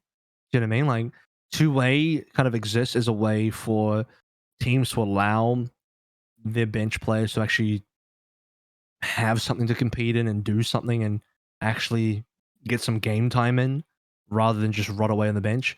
I'd say the ideal situation is to not have a gigantic bench and actually have a plan. Like I said earlier in the previous question, have like a plan for what you're going to do with these bench players. And for them to agree that this is their position. Like, we are going to sign you, but you are going to be a bench player. You understand that, right? That's what you're signing up for. And then, both parties know where they stand. So ideally, that's the situation. I see the benefit of two-way, but it definitely has not actually offered that much from the player perspective. But the team wins big. Like, if you're a team, this is like a great thing for the team, because now your bench player is doing something and filling a position elsewhere. And if you want, you can just bring them back anytime. Like, it's a great thing from a team perspective, not so much from a player perspective, unless you're desperate for the practice time on the academy team. Sounds good. That's pretty much all that he gave me in terms of questions. Let me just do a quick little double checkaroo. It looks right. Yeah. Thank you, Picasso, for the questions and supporting the show. If you too would like to ask a question, again, $25 patrons or higher can ask the question. Also be shouted on the show twice, and obviously have access to the Crouchers Discord, which is kind of a feedback And have thread. have our endless love as well. Oh, without a doubt, that goes without saying. But yeah, that's it for me. Nice. Well, it's been fun, guys. I think the thing I got out of this episode is that Yiska still hasn't had to deliver a baby yet. Yeah, no babies Very yet. true, yeah. So no babies, dude. What's going on here? Where's the baby at? I don't understand either. And I hope the baby is named after you and is actually called Yiska. Like, legitimately just no, it's called not. Yiska. It's on the birth certificate. That would be hilarious. Well, that's disappointing. That's disappointing as shit, dude. It's not the only. That's the only thing that's ever been named after him. No, like there's a dog named after me. Okay, I'll take that. That's close enough. It's the next best thing. Yeah. I can't get a child named after you. We'll take a dog. Are we? Yeah, I mean, I guess the next time we see each other, it'll be post Christmas, but before the New Year. Yep. And when do the player signing window stops, or is it like the deadline? There's a deadline player signing deadline, right? That's coming up. 5th, Um, 5th of January. Jan, yeah, something like that. June 4th, 4th, 5th. 5th. Yeah. Somewhere there. So we still got a little time before then. We're gonna have a pretty big episode on 208. Because 208 is gonna be the deadline episode, I think. Or something like that. We're gonna okay, here we go. Here is every single Overwatch League team. We can finally look at them all. Right? You know what the So- best part of all of this Overwatch 2 mumbo jumbo is? That I don't feel forced to start making power rankings, man.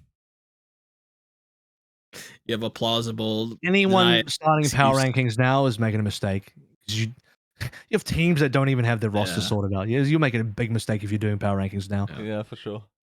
Yeah, no. I remember last year for Christmas I was writing power rankings, so yeah, definitely. Yeah, you had like an early list and then a season-wide revised list. Yeah. Two different power ranking every week. I should look at how good my earlier list was. I feel like I wasn't rating. Of course, Scrimverse wasn't rating that highly. Yo, I correctly rated Atlanta super high. I'm so pleased about that. I did. And you're pretty consistent season-wide. Like every playoff episode, I felt like. I mean, everyone's like, "Oh my god, why would you put Atlanta so high? They're the gatekeeper team." And I'm like, "You wait, man. You wait. This team gonna pop off." And they did. Yeah. So True. For sure. then again, I missed on a couple of teams, but don't worry about it. I hit where I'm supposed to hit. And I hit Shanghai on the head as well. I think Shanghai had as number 1, understandably. I think I put Seoul way higher. That's the whole Seoul Warlock thing. For sure. But yeah, we'll know for sure. So next week we'll see what other news there is. Maybe the whole leak, maybe the whole Overwatch 2 content creator thing will leak by then. Who knows? Maybe we won't. In which Christmas case, gift. Yeah. That'll be a brilliant Christmas gift. Do it. There could be some more news by next week, but it is running pretty dry. I think 208 is going to be like very specific, like boom, here's all the teams, and then beyond that, we might get some Overwatch 2 news. But thank you for hanging out for another episode. Love you all, of course. That's 206 done and dusted. We'll see you all next week for 207, and have a lovely Christmas. Bye.